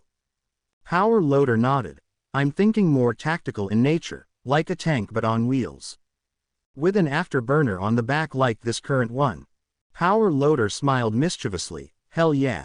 Riddler is apprehended. They watched as the Riddler was cuffed and dragged off. The room was silent however as they watched Izuku state that there was more to this. It was only then that Nezu giggled like a child who was given a new toy. As expected of you Midoriya, the game's not over and you know that. But can you discover the last riddles' answer in time is the real question, said the rat god. Aizawa looked at the principal in slight discomfort. Nezu, I have a bad feeling about all this. Nezu brushed him off. It's fine, besides if anything goes wrong, which it inevitably will. I had the participants sign a waiver saying that if anything happens to them that the school nor its staff or students will not be accountable. Quote. That makes me worry even more, stated the teacher in visible distress. However Nezu just shrugged. Then I don't think you'll like what's coming next. The room audibly gasped in unison upon finding out the plan of the Riddler. To blow up the seawall and flood the city was a horrific thought, but to see the explosions and the water flooding in first hand through the screens was another thing entirely. Miss Joke in rage stood up from her seat, turned and yelled at the principal, "Are you freaking crazy?" Nezu nodded, his smile not leaving his face. I've been diagnosed with mental health problems, yes, but to be fair so have most heroes. Is that actually true? She turned to Recovery Girl who nodded but didn't take her glare off of Nezu. Miss Joke fell back into her chair and grasped Aizawa's hand in seek of comfort. The raven-haired teacher returned the gesture with a squeeze as he was just as stressed from this new revelation. They weren't the only ones shocked and terrified as Melissa said something that made the others grimace even more. But the communications can't reach the others to warn them or help in search and recovery due to the storm. In other words, they will be flying blind through the rest of the man-made disaster. The room's atmosphere became more dreary at that, and May added to it solemnly as she tinkered with Izuku's destroyed Batman suit that Nezu had ectoplasm retrieve after it was logged in evidence by the heroes a few hours ago. Not only that, but there are people planning to attack the new mayor during her election, and by the looks of it Izuku is planning on stopping the attack even with the odds against him. Sighing, Aizawa agreed. No matter how you approach it, this is the worst possible scenario that he will be walking into. I don't even think most heroes could turn this around with how bad the situation has become. The room was completely silent after that as they watched on wondering what Izuku would do next with such bad odds being put in front of him. With Izuku, the Batman turned to Kiori and Kendo. I'm heading to the Gotham Square garden to stop the attack. Try and evacuate as many as you can. Kendo looked at him in disbelief. How can you keep going? It's over, we lost. Izuku didn't turn to her as he set the Batmobile to go to higher ground where the water wouldn't reach it. Because if this was a real-life scenario then people would look up to us for hope. If they saw us lose hope like you did just now then no one would ever feel safe with their lives in our hands. Once he was done typing into his hacking device he put it away and finally turned back to address the heroine. So get up, wipe your tears and get moving. There are people who need you out there. The blunt statement caused Kendo to reevaluate how she was acting and she did exactly what the Batman had told her to do. She brushed her hand against her eyes to get the tears out of them and she looked up into his eyes. Okay. Go while we help out where we can. And stay safe out there, Batman. Izuku turned around and opened the window. He took out his grapple gun and was about to leave through it but stopped for a moment and responded, "You to battle fist, and the same goes for you, Kiori-san." The Batman disappeared into the rainy night leaving the two women to go and help where they could in evacuating the civilians, both of them praying that he made it in time. At Gotham Square Garden, the raid team from the Penguin had arrived at the ceremony with enough time to talk to the police and other team that was already stationed there, Kyoka alone for the moment having stopped and leaned against some railing while scoping out the crowd. Kyoka's eyes shifted from person to person. She noticed as she did this that a good number of them weren't actual students portraying civilians except for about 30 of them. The main bulk of the crowd were robots used in the exam, which she thought was a strange choice. With a sigh, Kyoka thought of Izuku and how she may or may not have met him earlier at the end of the raid on the Iceberg Lounge. Since then she's been thinking of him, his smile, his kind words, his nice perky "eh." Kyoka called out Momo, who inadvertently caught her best friend mid-dirty thought. Turning, the punk girl saw Momo run over to her. "Hey Yao Momo, how was the raid on your end?" Momo blushed a little and she looked down shyly. Well, it went good and I may have mentioned that I knew who the man under the mask of the Batman was straight to his face. Well shit, how'd he react? Asked Kyoka, fully invested in what her friend had to say. The Ravenet smiled lovingly. He said we'd talk after the exam was finished. He also said good job on recognizing his voice. Kyoka smiled, hummed at that, and after thinking for a few minutes she smirked devilishly, and by meet after the exam you two are just going to talk, right? Nothing more like, I don't know, making out with him, lushing you up against a wall or something. Kyoka, cried out Momo in embarrassment and surprise. The punk girl giggled to herself at her friend's react. Oh, I got you good, don't worry, when you have that talk, I'll be there to help you out. We can even confess together to him while we're at it. Momo blushed but didn't say anything as she honestly thought she might need Kyoka there to help her have the courage to confess, and maybe, just maybe, they could do some of the things from her romantic novels if she was lucky. As Momo was in dreamland, Kyoka flinched. She heard something that sounded like multiple firecrackers going off super far away due to her jacks picking it up. Turning to the entrance of the building, Kyoka, and seeing some commotion going on, she grabbed Momo's shoulder and turned to face her. Do you have your radio with you? Momo tilted her head and wanted to ask why, but instead answered the question asked to her. Yes, it's right here. What happened to yours? Kyoka grabbed the radio and responded, gave it to Kaminari to put away in storage since the damn thing malfunctioned due to the rain. She dialed in the radio's dial before speaking into it. Hello Hero HQ, this is Earphone Jack. Has anything been reported that sounded like an explosion going off? The vice president of the class tilted her head and scrunched her brow at hearing what her friend had asked. It further scrunched as the radio responded with nothing but static. Kyoka tried a few more times to get in contact with Hero HQ, or anyone for that matter, but had no luck. Momo tried too but got no reply from anyone. Soon however a scream was heard. They both turned to see the entrance doors forced open with water rushing into the building. Their eyes widened and Momo tapped her earpiece for the heroes stationed around them, but even that was blocked apparently. Shit. Momo, come with me, we gotta get the mayor and the civilians out of here. The raven-haired girl nodded and they both ran to the back of the stage where the new female mayor was yelling at Shinso, we can't just leave these people. Shinso suppressed an eye roll as he addressed the mayor. Ma'am, our first priority is getting you out first. Then I and the rest of these people can come and help the civilians. The mayor was a slender young woman with short brown hair in a business suit. She narrowed her eyes at what Shinso had said. And this is why the city needs people to act for everyone, not just those on the top. Everyone is a high priority, not just myself and the other richer influential people of this city. With that said, she turned around and walked to the stage where the podium and microphone was sat. Excuse me, hello everyone. Excuse me, if you would just stop for a moment and listen. Back with the purple-haired detective, he rubbed his temples similarly to a certain insomniac teacher of Class 1A. He soon turned his attention to Kyoka and Momo. So this is a damn shit show. Could either of you get in contact with anyone at this point? Momo shook her head and Kyoka gave a small nope, while popping the P at the end. In response, Shinso growled. Fuck, this is bad. I mean really, really fucking bad. Cursed the detective. Kyoka couldn't help but nod. Yeah, we're in a terrible situation and we have no idea what happened out there. 1 second everything's fine and then I hear what I'm guessing now were explosions going off through the city.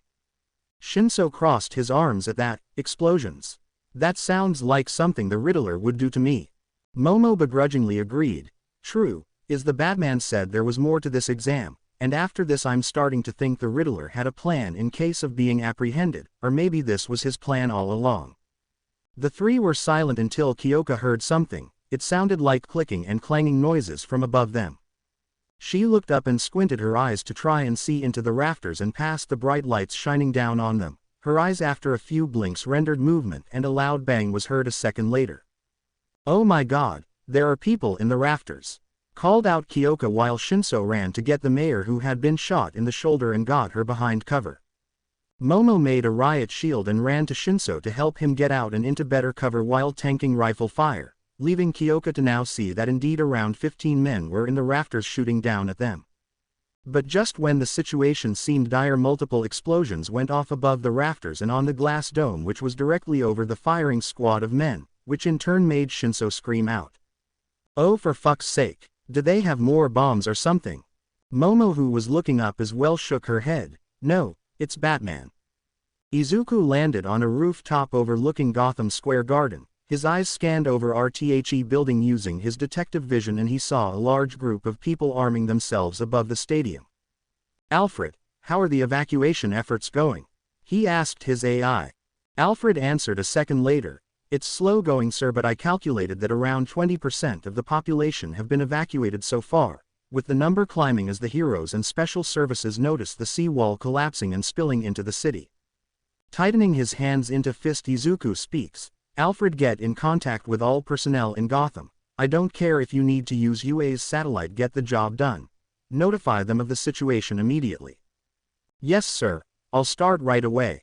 The Dark Knight shifted his sight to his utility belt where his gear was. He estimated he had enough explosives to get through the glass dome, but once that was over he'd be out of explosives for the rest of the fight. With no other choice he decided to do just that. Aiming his grapple gun he shot himself into the air and towards a skyscraper on the other side of the stadium. Disconnecting the line when he was at the appropriate height, the Batman put his grapple gun away and took out his explosives before throwing them below him as he then used his cape to slow his fall. Approximately 5 seconds later the bombs reached the dome, blowing the glass out and making a big enough hole for him to fall straight through and onto a catwalk above the gunman. Izuku quickly took out his remaining batarangs in both of his hands before throwing them at the gunman. Most of the ranged weapons hit their mark, but some of the gunmen moved out of the way just in time, causing the batarangs to embed themselves into the catwalk behind them. The ones who weren't hit turned their attention fully to him and aimed at the Batman, but by then Izuku was on the move. He jumped from the catwalk to a pillar where he slid down onto the gunman's level. Putting his hand on his belt, the Batman took out some smoke pellets, and when he jumped into their view he threw them at their feet. Smoke puffed into the air and Izuku engaged them. Ducking under a swing, Izuku kicked the assailant off of the railing with the cord connecting to his harness, catching the man and stopping him from falling. Izuku moved to his next opponent, giving them a sucker punch as they appeared out of the smoke, knocking them out in an instant, the assailant's unconscious body hitting the floor a moment later. But out of nowhere one of the men grabbed Izuku from behind, and with Izuku's luck another man came out of the smoke and saw him being held there. The man's fist lit up with a fireball and they threw it directly at Izuku, not even caring for his ally. It impacted Izuku in the chest, sending him and the man who was holding him flying off of the jumbotron they were standing atop of. With Kyoka. As soon as the Batman entered the scene, Kyoka turned to the female Ravenet beside her. "Momo, we need to help him." Momo looked up from her seated position, applying pressure to the mayor's gunshot wound while making medical supplies using her quirk. "I can't help up there due to needing to stay and aid the injured, but you can take Shinso and some officers and get up there if you can." Panic filled Kyoka, but she steeled herself and looked to Shinso, who cocked his gun and gave her a nod. In return, Kyoka nodded back and said a short goodbye before running over to some police and firefighters. "Hey, how do we get up there?" she yelled to a stagehand who was talking to one of the firefighters. One of the firefighters who was speaking to the man pointed to a ladder not too far from them. "You'll need to climb that ladder and navigate the catwalks, ma'am." In an instant Kyoka leapt from the back of the stage and into the knee-high water. Shinso wasn't far behind as he ordered a few of the officers to follow them. Kyoka the entire time was thinking about Izuku. "Hold on just a bit longer, Izuku. I swear if you get hurt I'm gonna. Please be safe."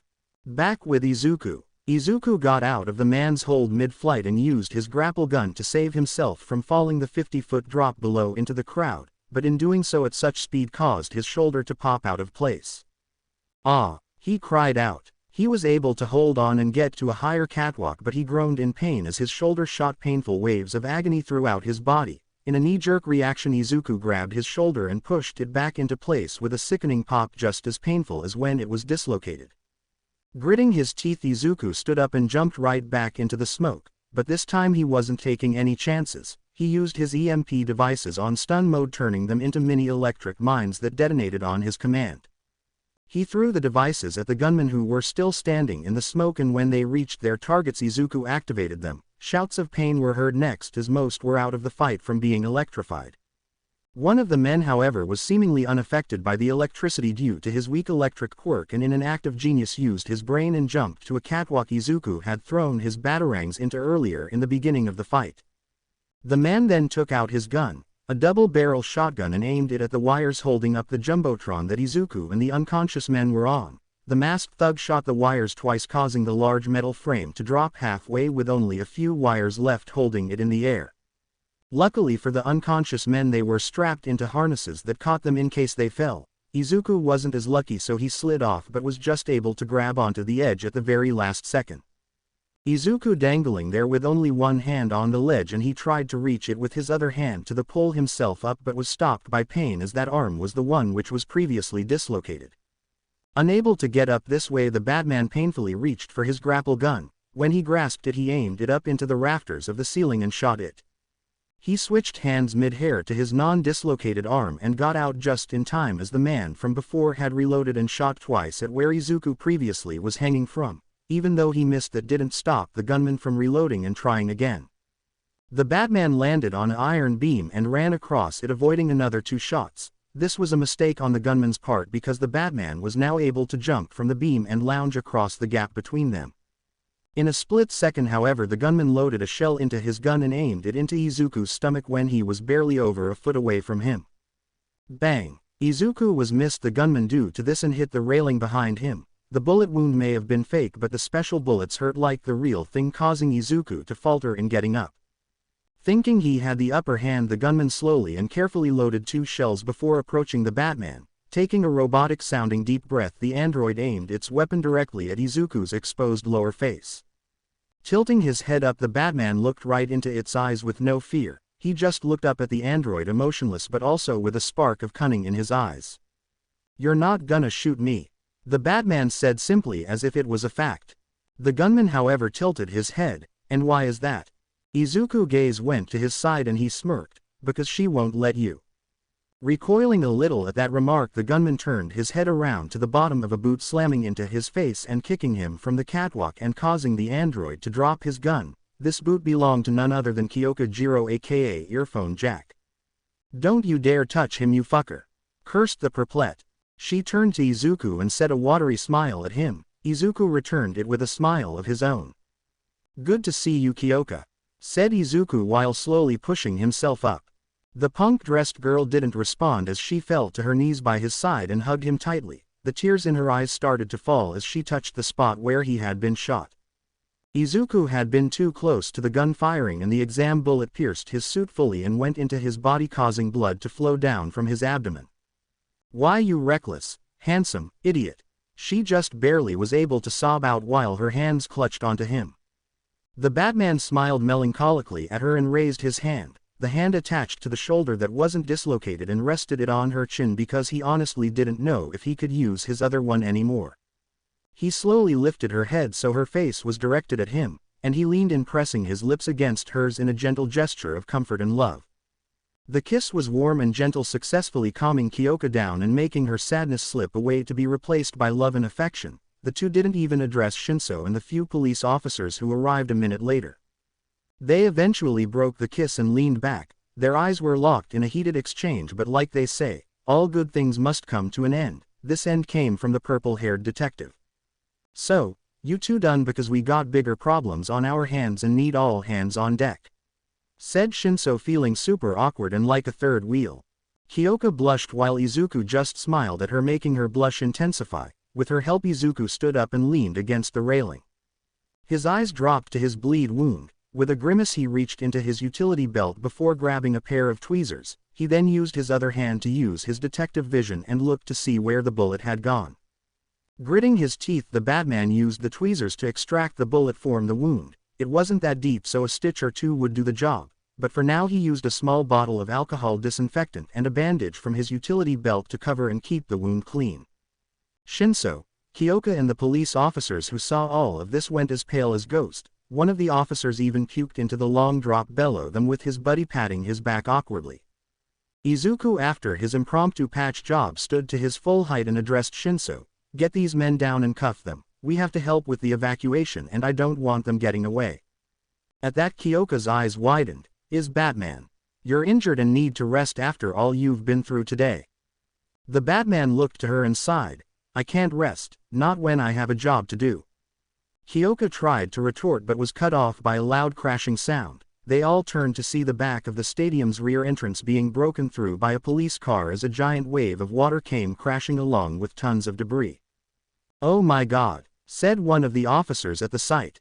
They watched transfixed as the police car barreled itself through a metal structure that was covered in lights for the stage. The police car pushed right through it and the structure fell over onto the top part of the stage, causing it to collapse on top of the people on the stage, which was starting to be submerged in water.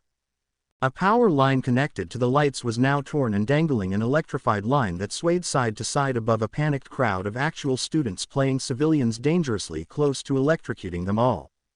Izuku's eyes widened at seeing this and he looked up towards the source of the line powering the cable to see an electric box that was malfunctioning and sparking everywhere.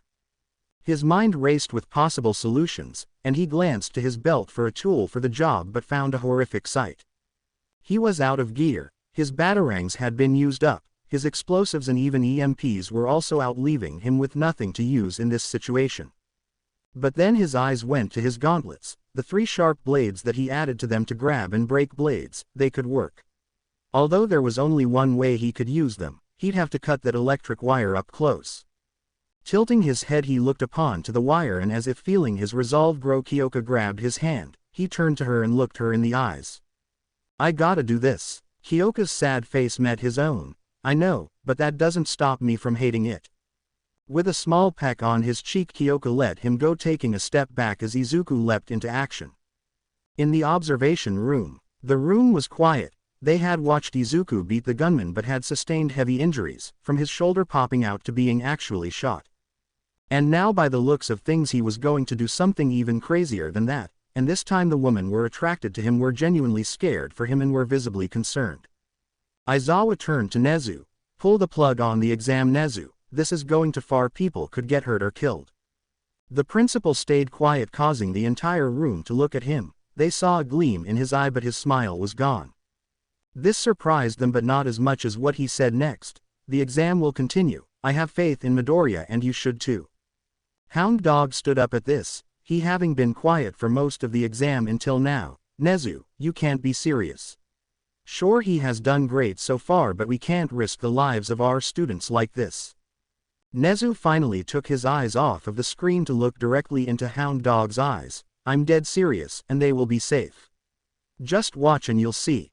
The principal gestures to the screen to see Izuku telling Kyoka something. The camera mics pick it up along with Kyoka's response, making the room silent once again. Rumi covered her mouth in horror, her usual personality gone as it was replaced with fear for Izuku. He's going to. Yes he will. The one to speak this time was Toshinori, who looked at the screen with a sad smile, his eyes watching his successor proudly and with understanding. He's going to sacrifice himself, so others will be safe. That's just the type of man he is, the same type of man I saw when I first met him. Recovery Girl gripped her cane tightly, but at what cost? That suit won't protect him enough, he may be critically injured or worse. Toshinori turned to face her. Like Nezu said, have faith in him. He just might surprise Yuchio-san.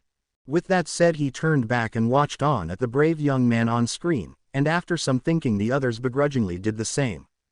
With the Batman, Izuku took out his grapple gun and shot it into the ceiling before swinging off and towards the power line. On the end of his swing he caught the wire and disengaged his grapple gun before putting it back into his utility belt. Breathing in deeply, Izuku looked towards Kyoka and smiled. She returned it with a sad expression, and then without hesitation Izuku put the wire in between his gauntlet's blades before pulling with all his might. The wire was cut, but in doing so a surge of electricity coursed through him and shocked him into semi-unconsciousness. His body dropped from the disconnected wire and fell into the water below. With a mighty splash his body sunk into the water, cushioning his fall. Kyoka, Shinso and the police leaned over the edge of the railing watching the entire thing. The punk girl recoiled and covered her mouth with tears streaming from her eyes. The students and androids in the stadium had all watched as well, some horrified while others were slightly grateful for the Batman's actions but also saddened. Oh no, said the detective as the Batman didn't submerge. He and the others quickly started thinking that the Batman had died. As half of a minute passed, Izuku's body sunk deeper into the water. The liquid did its job in cushioning his fall, but that didn't mean he didn't feel it.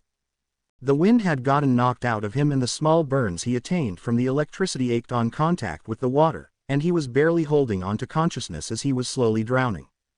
He only had one option left with his body so banged up. His left hand slowly and painfully moved towards his belt and undid the latch on a long pouch. Fighting through the excruciating pain he was in, he took out a cylindrical item. This was a prototype adrenaline shot he had come up with in case of a quirk like Nemuri's, but it would also help if he was in a dangerous situation like this. His thumb popped the cap of the injector off and he soon injected it in his thigh. Slowly the medicine did its job and his body started up again, and right in time too, because his lungs were screaming for oxygen. Pushing off the floor, Izuku's face broke the water's surface, allowing him to breathe, the oxygen going into his lungs feeling like heaven as he soon regained some of his strength. Pushing through the water he got to some higher ground, making the water go from his lower waist down to his high thigh level. The Batman, after collecting himself, looked around and noticed his surroundings. The police cruiser from earlier had tipped over and the lights were mostly broken, with only one red light still spinning under the water. On the other side where the stage was set, the people who were stuck under the metal structure were still stuck and would drown soon without aid. Thinking quickly, Izuku took out an emergency flare from his belt and lit it. The red light illuminated the dark as Izuku started his stride towards the trapped people. While this was happening up in the catwalks, Kyoka sobbed a happy cry at seeing her love alive. She then ran to the ladder they came up from and was climbing down in a rush to help him.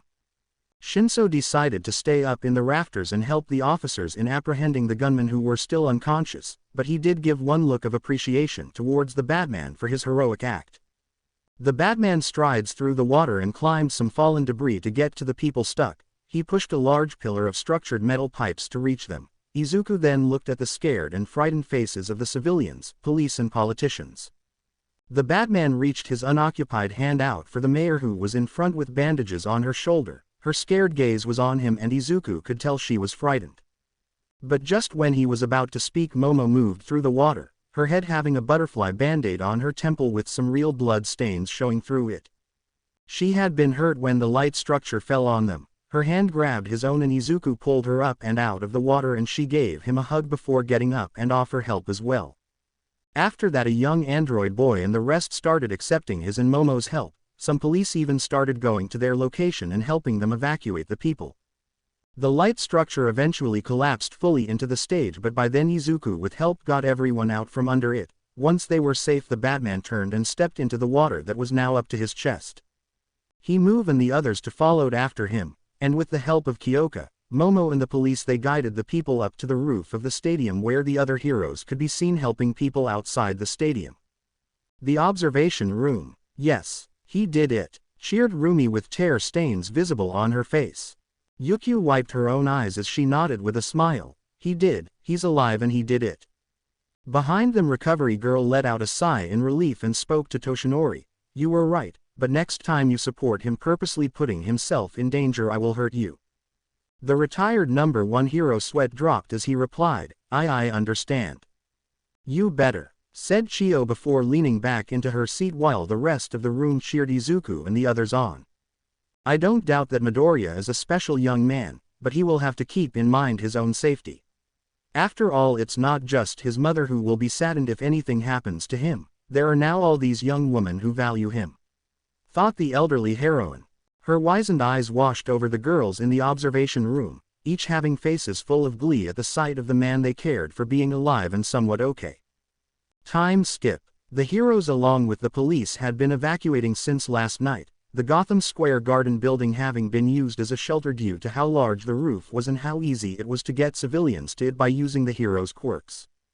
Most of the city's population minus the already evacuated were there using helicopters to airlift the injured, and the remaining residents using boats to get out of the city or to the main road leading to Ua proper where buses were waiting for them. They were all sitting waiting for their turns to be airlifted or boated off, but near the very back of the crowd walked a figure. It was the Batman, who was holding a female student who had been actually injured during the last part of the exam, her arm having a large gash on it. The Batman carried the young lady while the civilians surrounding them turned and gazed at them. They watched as the vigilante the hero of the exam walked to the Coast Guards ready to airlift the injured. The Batman walked through the crowd with a sense of purpose, a sense that he had felt very only a few times. This feeling was the same as the time he saved Bakugo from the sludge villain, when he saved Uraraka from Zero Pointer, Sue from Shigaraki, and most recently when he saved Kota from Muscular. He understood what this was. He was where he belonged. The hero who had always been inside of him knew that this right here was what he was meant for, what he was destined for. Izuku Midoriya, for better or for worse, couldn't be Deku, the hero student who always wore a semi-fake smile. He needed to be something more, something greater. He laid the young woman down on the medical board, but before the Coast Guard could strap her in, she grabbed onto Izuku's hand with a pleading look. Izuku looked at her hand, then shifted his gaze to her face. It's going to be all right, I got you. He put his other hand over hers in a sign of comfort. Her eyes misted up as she nodded with a newfound spark in her eyes, a spark he knew as hope. The Batman took a step back as the student was lifted off the ground slowly and taken inside the helicopter. They soon after flew off in the direction of Ua, leaving Izuku to stare up at them flying off into the distance. After a moment, Izuku reached up towards his cowl. The exam was finished now. He had no reason to hide who he was, and it wasn't like they'd recognize him with his makeup and contacts, so it was fine. He had found his purpose, his new goal. It was set in front of him now, and he was fully ready to take it head on no matter the outcome. He gripped his cowl and pulled it back, letting his bruised, cut up and roughed up face free while thinking to himself. I've become something I could only dream of. I am now more than a tool of my own ambitions. I'm here for the people, for the shunned and unspoken, a symbol of something greater than just myself. I am the Batman. Izuku stood looking out into the flooded city of Gotham, his cowl pulled back allowing his face to be free, the cuts stinging from coming in contact with fresh salty air. The exam was over, he had finished what he came to this city to do, with his new goal was set and now all he had to do was chase it. While Izuku was in the moment, someone came up from behind him. This was the leader of the hero students, Itsuka Kendo, or if you were going by her hero name you would call her Battle Fist.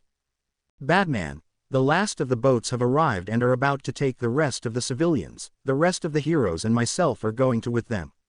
I was wondering if you'd join us. The Batman didn't turn to address her as he answered, I have some stuff to do first, but if I'm quick enough in packing my things I'll meet you at the bridge if I can. Kendo nodded to this. A part of her wanted to take a peek at his exposed face but she willed herself not to. Alright, if we don't meet you there I just wanted to say it was an honor fighting alongside you. Izuku smiled at this. I can say the same to you, Battle Fist. The red-headed girl blushed a little and smiled in return. Well, this is goodbye Batman, I'll see you later. She turned and walked away as Izuku said goodbye to her as well. Once she was a fair distance away Izuku pulled down his cowl and took out his grapple gun. He shot it to a tall building and left the rooftop while others watch on in fascination. While Izuku went to the Batmobile, the civilians and other personnel helping with the evacuation boarded boats that would take them to the bridge leading out of the city. Izuku, 5 minutes of using his grapple gun and his cape to glide, arrived at where the Batmobile had parked to avoid the flood. It was an overhanging bridge that was near a shortcut to the Batcave.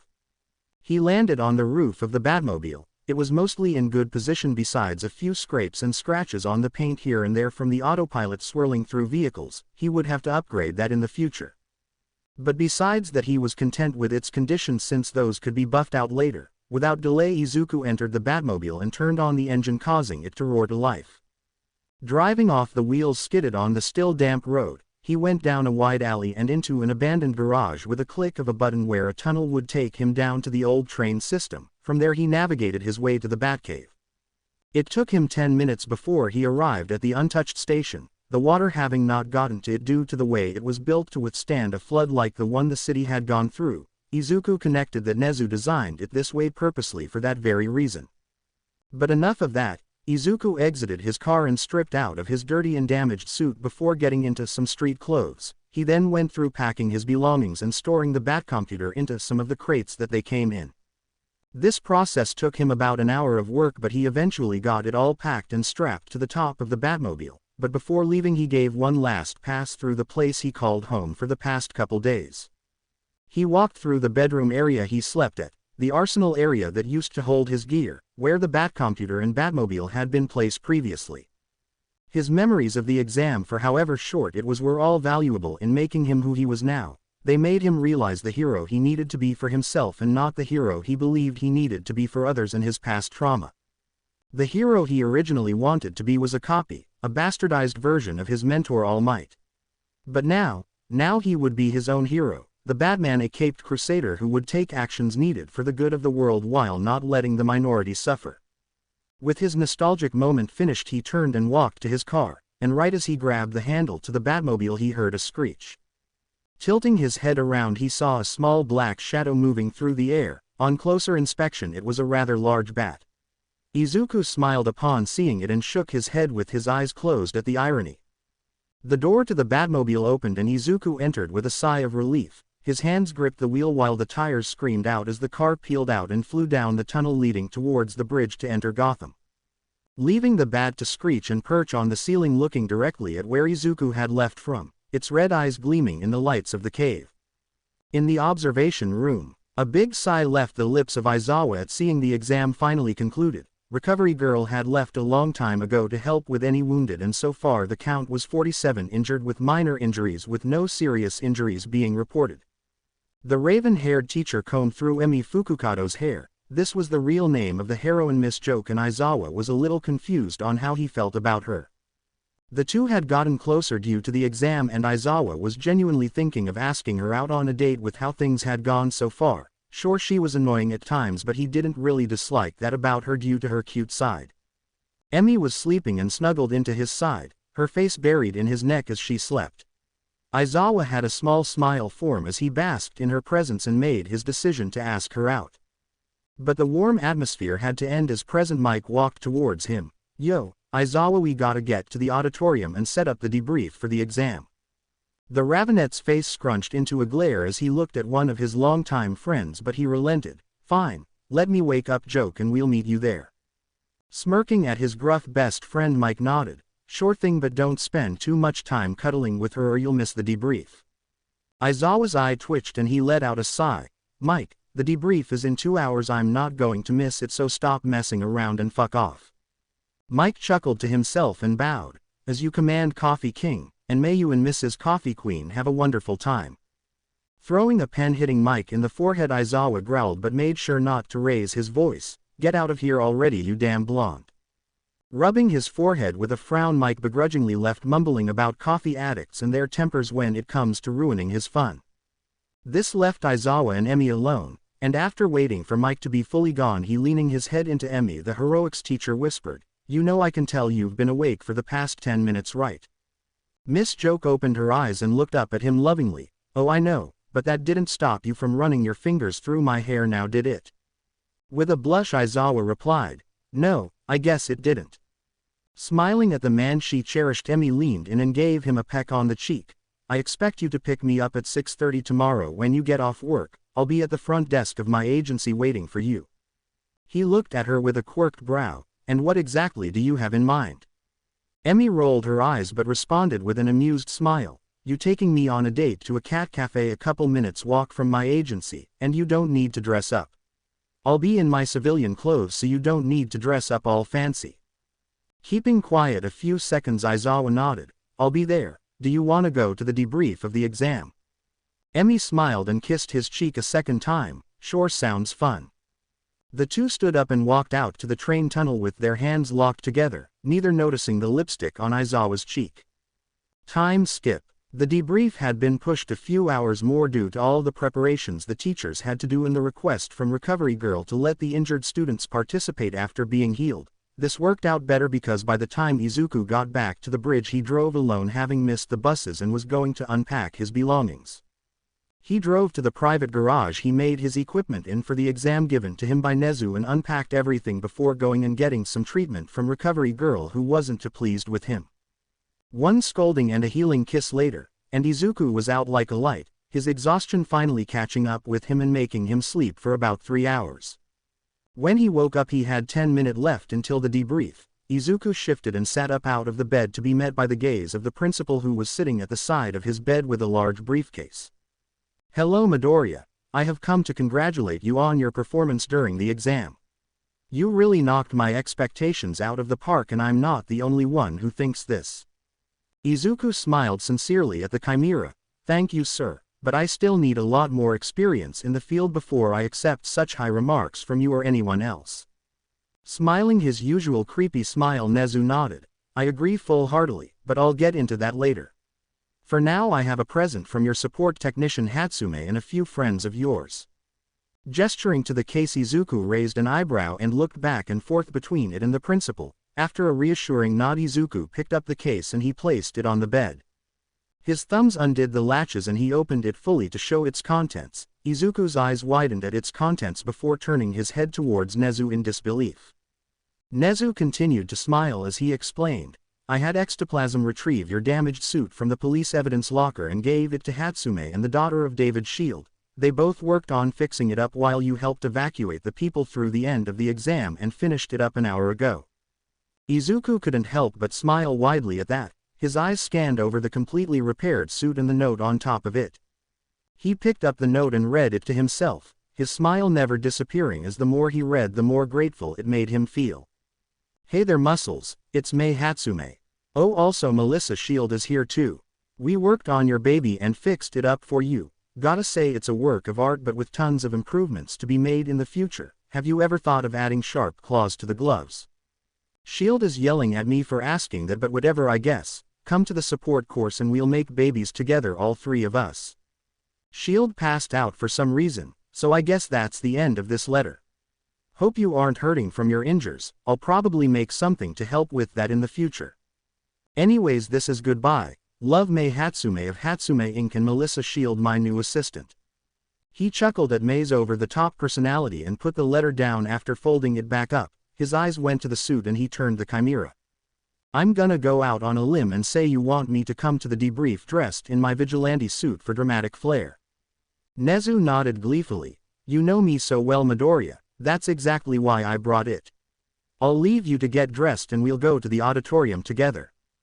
Pushing himself off of the chair, he exited through the curtain around his bed and allowed Izuku to change in peace. Izuku shook his head half-heartedly at the principal's antics and got dressed. The suit was just as he had it before with a few minor alterations. The gauntlets had the 3 small blades that his prototype suit had, and there was new armor in his thighs that weren't there before.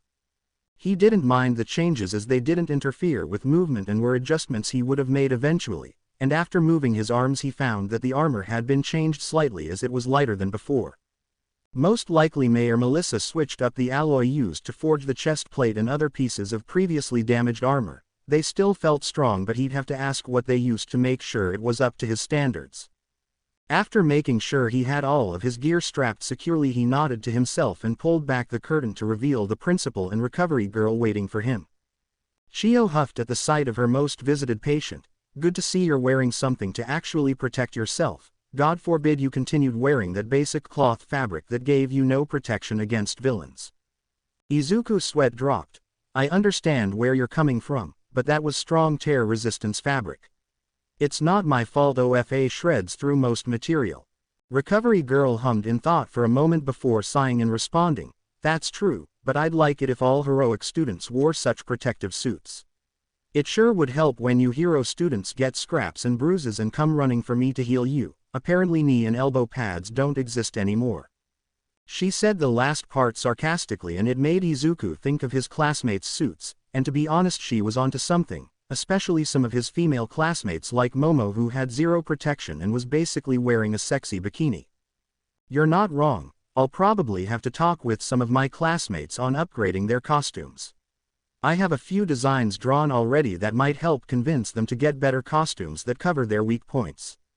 Nezu raised an eyebrow at this. Oh, you'll have to show me some of those designs. They would be interesting to see, and I'd gladly make a class presentation where I go over your classmates' current costumes' weaknesses and your better designs for them.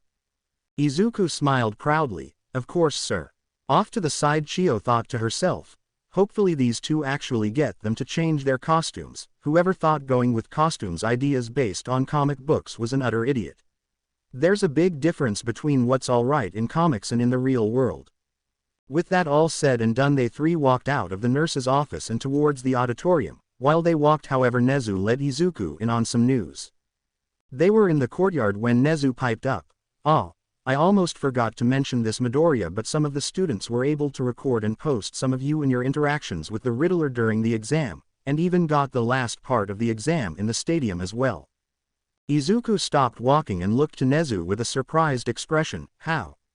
Nezu turned and answered. From what I gathered, a student was live streaming themselves throughout the exam. They just so happened to be near a store with TVs in front that caught your first encounter with the Riddler and some of the other footage of you. From there the streamer continued to update and eventually recorded your saving of the commissioner and the stadium's situation due to fans requesting to see you in action. The tall teen sighed to himself but honestly didn't care. He only wondered how the public reacted to his role as the Batman and his escapades. And as if seeing the unasked question, Nezu spoke. So far the public have been talking highly of you. Even if you were a vigilante in the exam, they think you did well with your role and look forward to UA's response to their inquiry on you. Izuku narrowed his eyes, feeling there was more to be said, but that's not all, is there?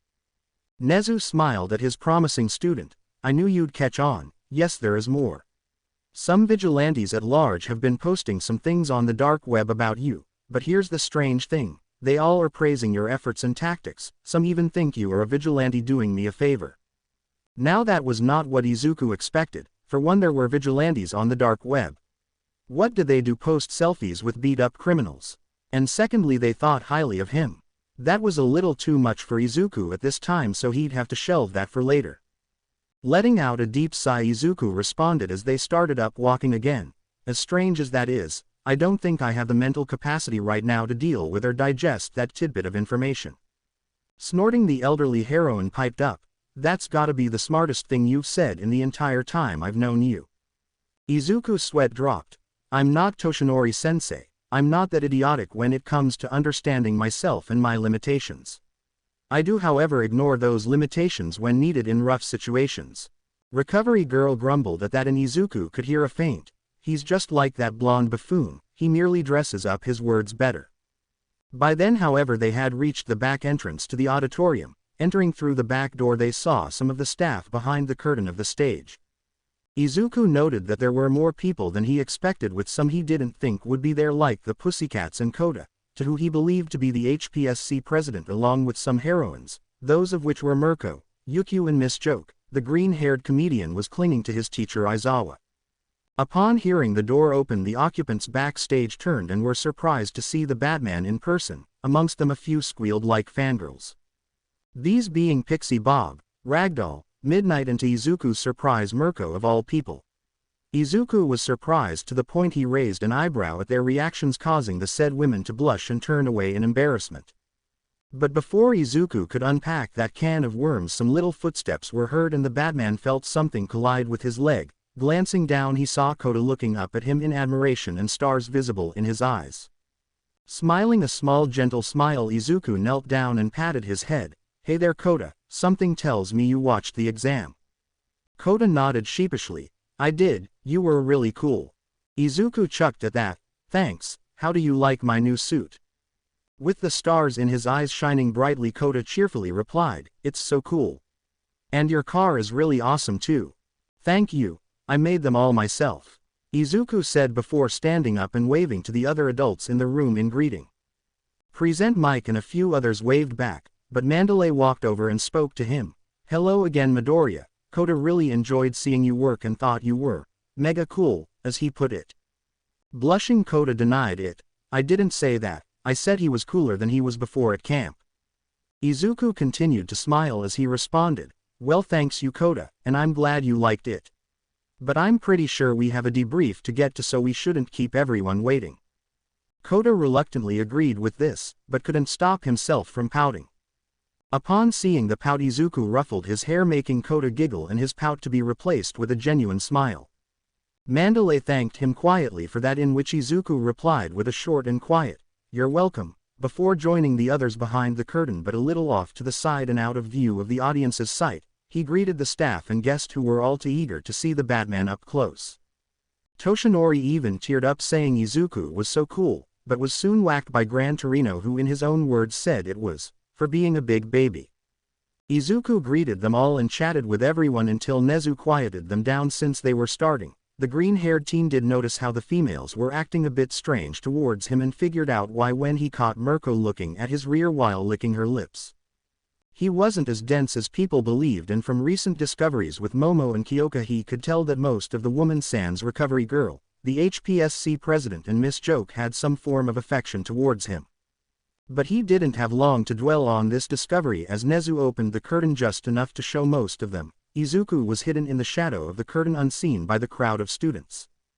Nezu, looking over the sea of exam participants with pride, and cleared his throat into his hand, getting everyone's attention on him. The students became silent and looked up at the principal, waiting for him to speak. In the front rows were the hero students, who had changed into civilian clothing, with the rest of the students behind them from the other courses who had done the same. Hello everyone, I must say congratulations on how you all did in the exam. Now, even with the ending not being as we expected it to go, I must commend you on a job well done. The crowd clapped at this, and after a few seconds they quieted down, letting Nezu continue. This exam was judged by myself and the staff with a few guests, and as you can see behind me, we have the HPSC president with us, the 5th and 10th ranking heroines, Mr. and Miss Shield, along with Gran Torino, a retired UA teacher, and finally the Wild Pussycats. Izuku could hear some murmurs as the applause kicked in coming from his class. The murmurs were most likely at the fact the man Izuku was supposed to have been training under during the exam for his own test was there as a judge. He didn't think too much of it though, as it would be explained to them soon, and he waited for the clapping to stop, which it eventually did. Nezu smiled as he looked around the crowd. Yes, quite the lineup if I do say so myself. First off, I believe we should give you all the grade we gave you for their efforts in the exam. The principal pressed a button he took out from his podium and a large screen dropped from ceiling revealing a large A. Nezu smiled as the students cheered at how well they did. Although the Chimera did see the hero students a little confused, so Nezu explained, I see that some of you are unsure of this grade, so I'll explain. For one, I didn't hold back on you all for the exam, meaning you were against terrible odds to begin with, but even more so during the end of the exam. One of the students stood up at this. The student in question was Itsuka Kendo. Sir, why go so hard on us when we're just first years? Nezu turned in Kendo's direction and answered, that's a bit complicated, so I'll give you the first part of the answer. Things are changing since All Might's retirement. Criminal organizations that have bided their time are re-emerging, and it'll be up to you to fight against them. Kendo nodded to this reasoning, but one of the students, a female from the business course, stood and raised her hand. Nezu pointed to them, allowing her to speak. Yes, sir. As much as I wanna hear more on that, I think everyone here can agree in asking this, but what happened to the Batman and who was he? Asked the young woman while pushing up her glasses, this being none other than Yahiko Hanzo, the girl Izuku had an impromptu date with after escaping the hero students and police in the hospital. The principal smiled at the question. The Batman is all right, in fact he is here with us right now. Doing just fine. At that, everyone looked over the stage, and even amongst the crowd, some of them thought Aizawa may have been the Batman due to his appearance, but Nezu quickly shut that down. He is not in the crowd nor shown on the stage, but I will introduce him. If you would show yourself, Batman, that would be great, said Nezu while turning to the shadowed side of the stage with his ever-present smile. From the side of the curtain hidden in the darkness, footsteps were heard. They grew louder as the Dark Knight himself emerged from the shadowed part of the stage and walked calmly towards Nezu's side. When the Batman stepped up to the principal's side, he stopped and turned to face the crowd. His cowl was still on as he gazed through the crowd, picking through them to find his classmates and friends. He found them easy enough and he smirked slightly, but the Chimera clearing his throat made Izuku glance at him. It's good to see how theatrical you can be without intending it, but I believe it's time for you to unmask yourself and give them all a good look at the man behind the mask, said Nezu away from the mic and addressing the Batman. Izuku hesitated slightly but nodded in understanding. After all, he didn't have anything to hide, and the only reason he was truly hesitant was due to the outburst that was bound to happen from Bakugo, and Izuku wasn't patient enough for his childhood friend's bullshit right now. But since Nezu asked, he'd do it. His hand reached up to his cowl and pulled it back slowly, letting the crowd soak in the sight of every inch of revealed skin as he took his mask off little by little. By the time it was fully off, Izuku heard a gasp from Yahiko. He turned in her direction and smiled before addressing the entire audience. Hello, I'm Izuku Midoriya, also known as the Batman, but one of you knows me as my secret alias for the exam, Bruce Wayne. The crowd, especially his class, went fear at the reveal, and like he expected, one voice rang out over all the others, Deku. Izuku looked upon his class specifically as Kirishima and Tetsu were holding back an infuriated Bakugo from charging any further towards the stage and lashing out at him. You fucking bastard, I'll get you back for that gut punch. Speaking formally, Izuku pointed out, it was a kidney punch actually. This caused Bakugo to growl like a dog and tried even harder to get out of the grasp of the two hardening users who were holding him back, but they were obviously struggling by how much they were shaking. The dyed black-haired teen sweat dropped a little before glanced to Kyoka and Momo, who waved at him with warm smiles. Smiling himself, he returned the gesture before Aizawa shouted at the blonde loudmouth of his class. Bakugo, shut up and sit down before I call your mother. The dirty blonde glared at his teacher before he growled one last time in Izuku's direction. The blonde reluctantly returned to his seat, much to Kirishima and Tetsu's relief, the two manly bros taking the moment to give Izuku a thumbs up before also going back to their places. Nezu, seeing that the crowd had calmed themselves to the best of their ability, spoke into the microphone. All right, now that the big reveal has been revealed, why don't you all ask questions to our resident vigilante? Immediately the entirety of the student body raised their hands, some raising both and waving to try and get called on. Izuku absent-mindedly noted that his entire class along with 1B raised their hands furiously, some going as far so to lift the shorter of their class to get his attention, which worked to a degree. Izuku rolled his eyes playfully and he analyzed the crowd, picking on the one who he believed would ask him an easy question. Yes, Yahiko-chan. The glasses-wearing girl blushed upon hearing the chan suffix and the students around her looking at the quirkless girl in confusion on their relationship. They wondered why the quirkless girl was addressed in such a way by the now infamous Batman of 1A. Composing herself from all of the attention on herself, Yahiko asked her question with the best of her abilities. Why did you become the Batman? There has to be more than just being asked by Nezu, so why did you become a vigilante of all things for the exam? That's a great question, admitted Izuku, his eyes portraying his contemplation of how to answer. He paused for a brief moment to collect his thoughts and answered the bespectacled girl the best he could. Not many know this, but I was misdiagnosed quirkless when I was 4 years old. The audience went silent in surprise of this revelation, Izuku's class friends included, but no one was brave enough to interrupt, so they all let Izuku continue speaking. I only awakened my quirk the day of the entrance exams. That was the first time I ever used it, and I've worked extremely hard to be a hero like my idol All Might. But in doing so I lost the reason why I originally wanted to be a hero so badly, said Izuku with a thoughtful look as he mentally reminisced over the past. Many reactions spread through the room, from shock and disbelief, to genuine curiosity. But once again they didn't ask their questions until Izuku was finished. It originally occurred to me that I had lost my path back 6 to 7 months ago when we had our class on the quirkless. It irritated me to see just how wrong all the answers to the questions were, and I should know the answers since I was literally quirkless until just a few months prior to that. He paused once again, this time a sad frown plastered his face as he dipped his head downward a few centimeters. Not very visible unless who were paying attention, and since all attention was on him, everyone noticed. But what hurt most was how everyone blatantly looked down upon the quirkless in my class, saying how they couldn't be heroes and were liabilities, as if other civilian weren't just as much of liability, quirked or not. Letting out a long exhale, Izuku looked up to his classes and smiled sadly. My own friends didn't believe a quirkless person was as capable as a quirked person, which hurt more than anything else since they basically told me inadvertently that I couldn't be a hero if my quirk never appeared. Now a determined stare marked his features as the audience listened and watched intently, but more importantly it infuriated me. It angered me so much I went to Nezu later that day and explained to him my feelings on the matter, the falsified information and how hurt I was. That's how we came up with a sort of solution, an exam that would help me and show you all the truth. A hand shot up in the silence that ensued when Izuku stopped finally and tried to collect himself. Izuku's noticed the motion in the crowd, his eyes glancing towards Itsuka Kendo, and he spoke. Yes, Kendo-san. The class president of 1B stood and asked. That's a lot to take in, but how did you decide to become the Batman, a vigilante to be precise? Izuku let out a drawn-out sigh. It's a long story. To simplify the explanation, it comes down to the fact that during our talks for the original concept of the exam we wanted to answer a question. Looking towards his gloved hand, inspecting it with emotion, he smiled sadly. That question, whether someone like me could be a hero, if a person with no special power to make them unique could work on the same level as others with quirks. This time the student body couldn't stop themselves and spoke to each other, or towards Izuku and the staff. Their minds running with the new information like it was a 10K marathon and they had taken 10 Monster energy drinks before starting.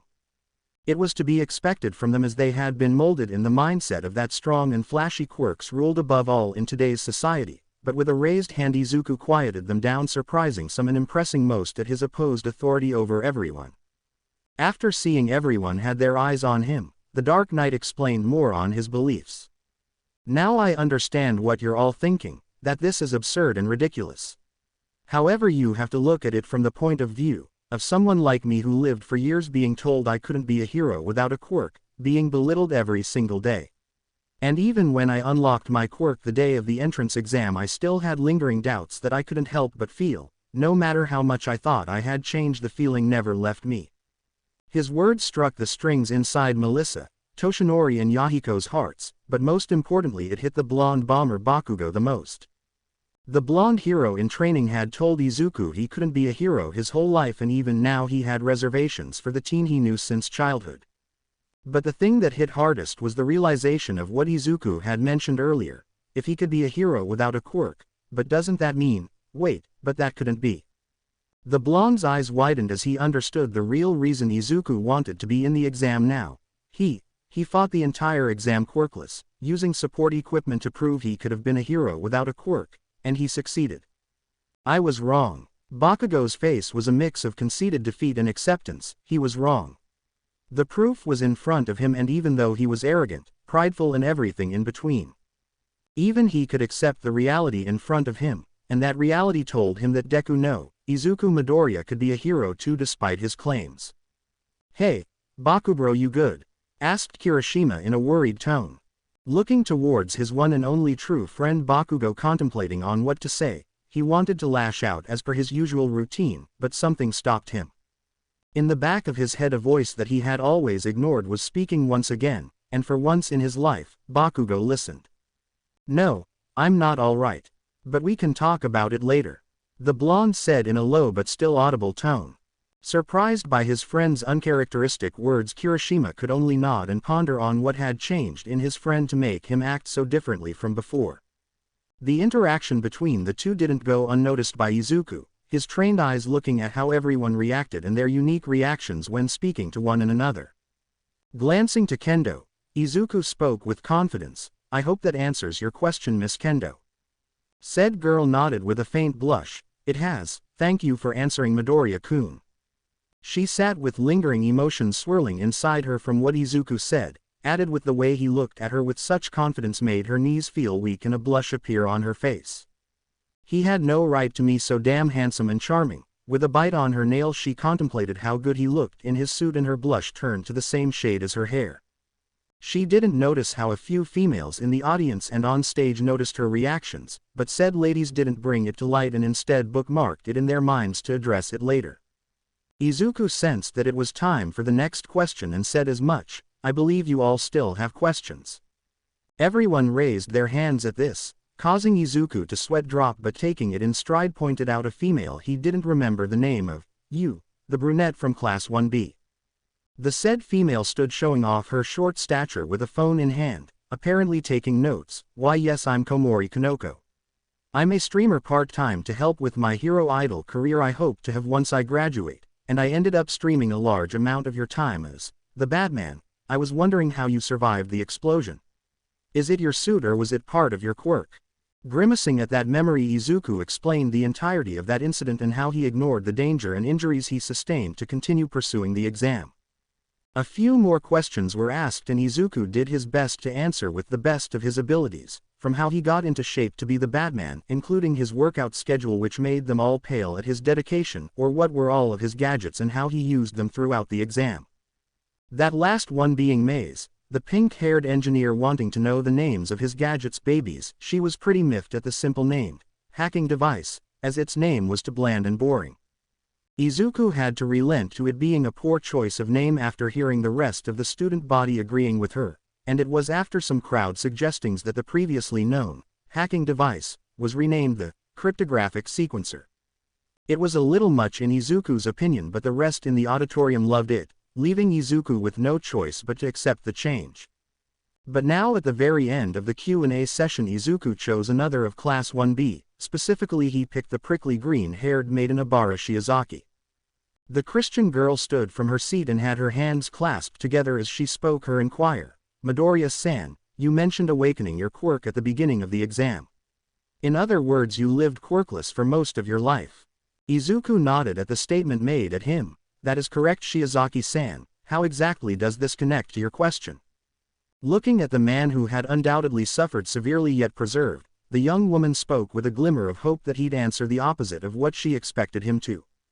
I bring it up because I wanted to ask how bad of an experience you had growing up. I know from having a quirkless boy at the church I volunteer at that it is a life full of numerous hardships.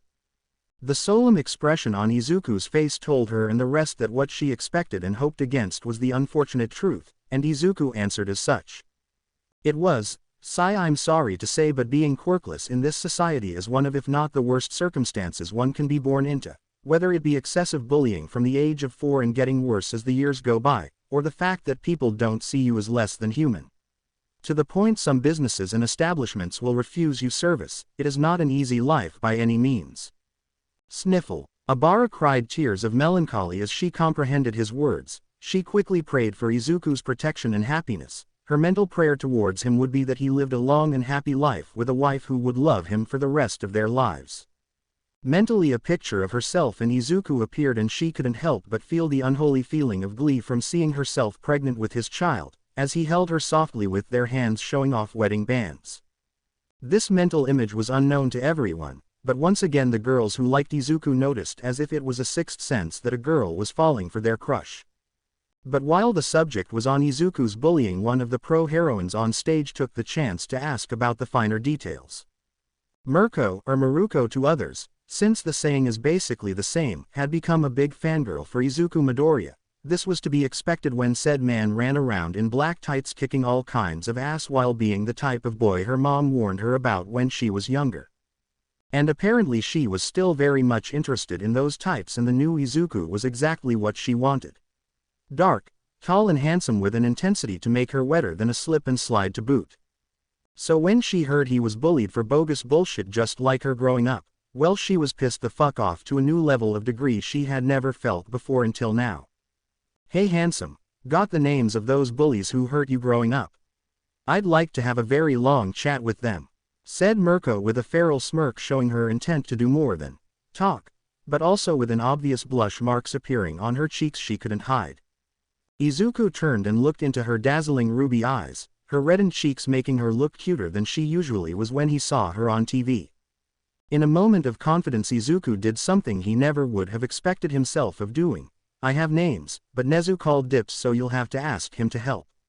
I don't like the idea of someone as gorgeous as you getting their filthy blood all over your beautiful tan skin just for little old me. Quote ...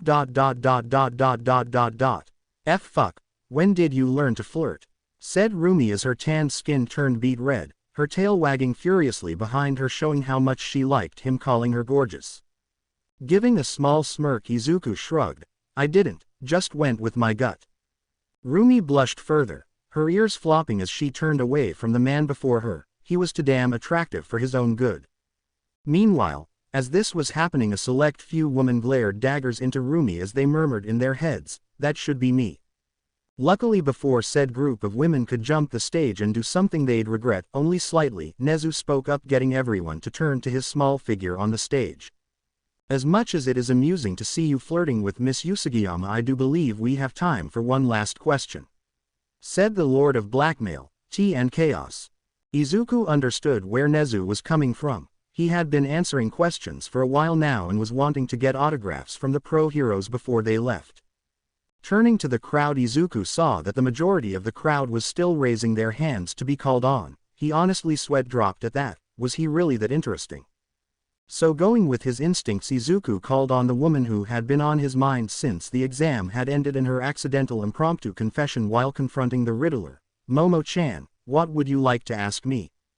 The raven-haired heiress blushed at having his attention and how he referred to her, but composed herself as much as possible and stood before asking what had been on her mind. Izuku, I am utterly fascinated with your performance as the Badman, but that has caused me to wonder. Will you stay the Badman from now on, or go back to your old costume and hero name? For a brief moment the crowd of rowdy students sat completely quiet, until ultimately each and every one of them turned to look at Izuku, who was in deep thought. It was a good question. What would he do from here on out? Would he go back to being the smiling hero, Deku, or would he take on the mantle as the Batman fully instead of going the path he had been dreaming of since he was a kid? The pros and cons of both paths were drastic. One would be the path he dreamed of, with the idea of eventually taking up the role his mentor had recently left vacant. But the Batman lingered, the imposing figure virtually hanging over his mental self. The Batman was him. He had known this for a while now, since truly discovering himself in the exam.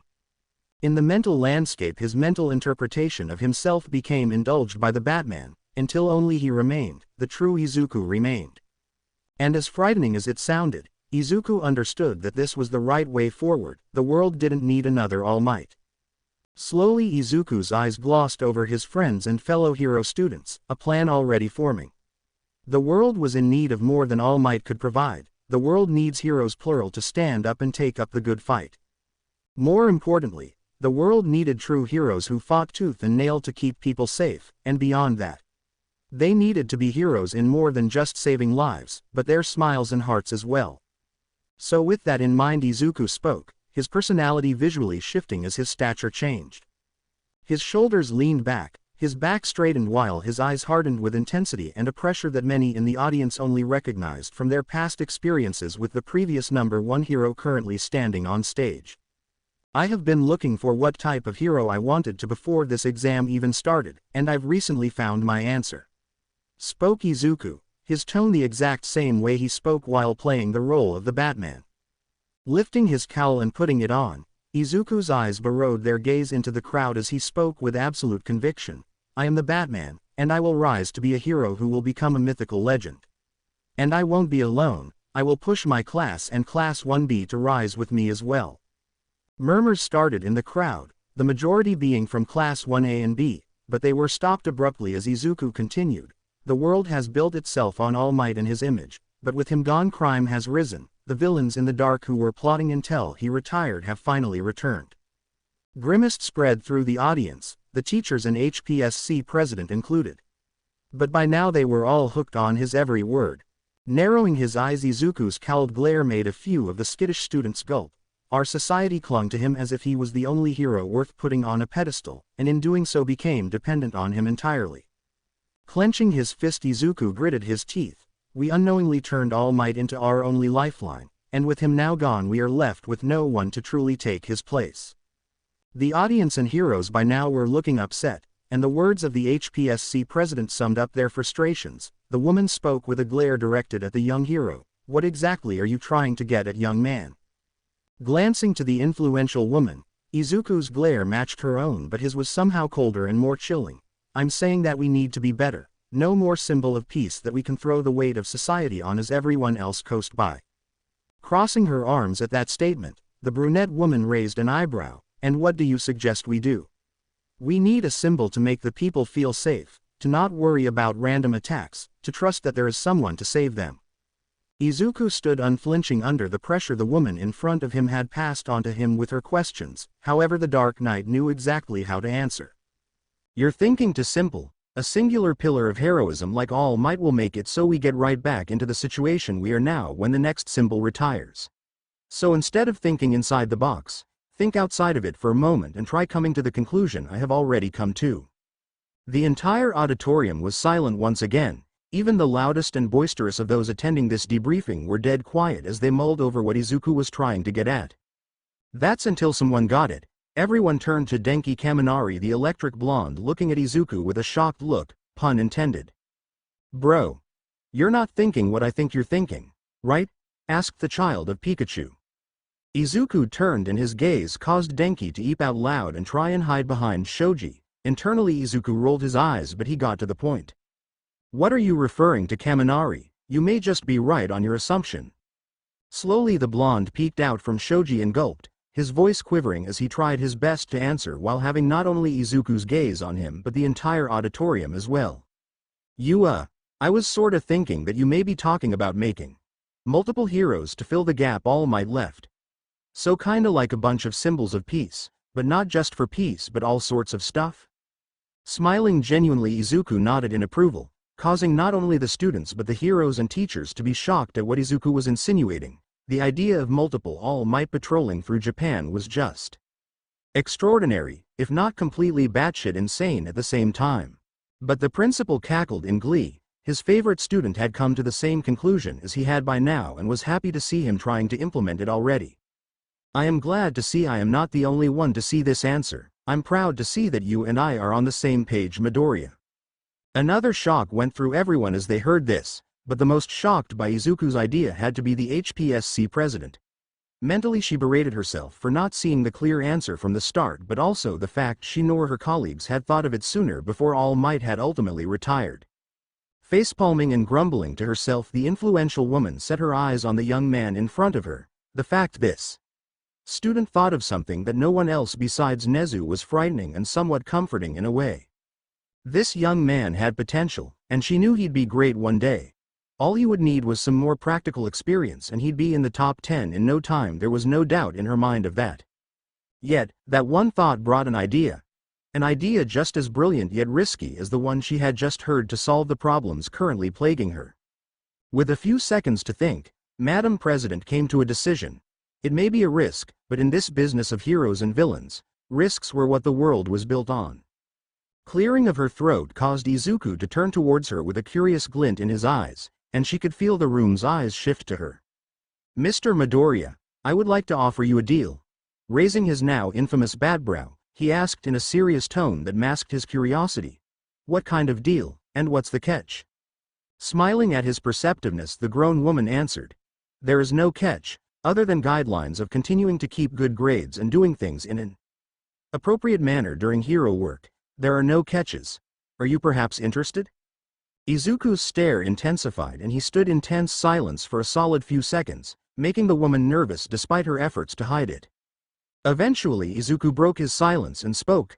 "I can't say. You haven't actually told me what you're purposing." Madam President's smile turned businesslike as she explained, "I'd like you to work as a part-time pro hero until you've graduated. All perks and benefits of being a pro are included. But I would like Nezu to supervise over your work from a camera built into your suit or something of the like, as he can help you if you're in need of it."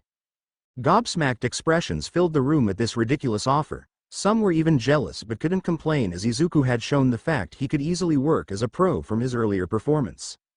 Yet, it also raised some jarring questions, mainly from those who wondered if Izuku was truly up to the task of real hero work. Outside of his friends and the few pro heroes who were supportive of this idea, there were many who didn't think the risk was worth it. One of which was Class 1A's teacher. Aizawa had a stern glare trained on the HPSC president, but with a comforting hand from Emi, he calmed down slightly and thought it through. Sure, his problem child was good, really good in fact, but he still worried about the harsh reality of the outside world and how it could take his life. But ultimately Aizawa knew he had no real choice in the matter. Sure, he could recommend not doing it, but he had no power over Izuku's decision, nor the powerful commission president. So he had to bite his tongue and watch to see what his student would choose, hoping he wouldn't do what he thinks he was about to do. Izuku had been surprised but hid it the best he could. He found this offer to be honestly the best option for him. He needed real-life experience, and with the rise of villains he couldn't help but see himself out there and doing his part. With his eyes looking into the female president's, Izuku made his decision, unknowingly changing his and many others' lives by doing so. I hope you guys enjoyed this video. Please make sure to like and subscribe to the channel, and now we will see you in the next video.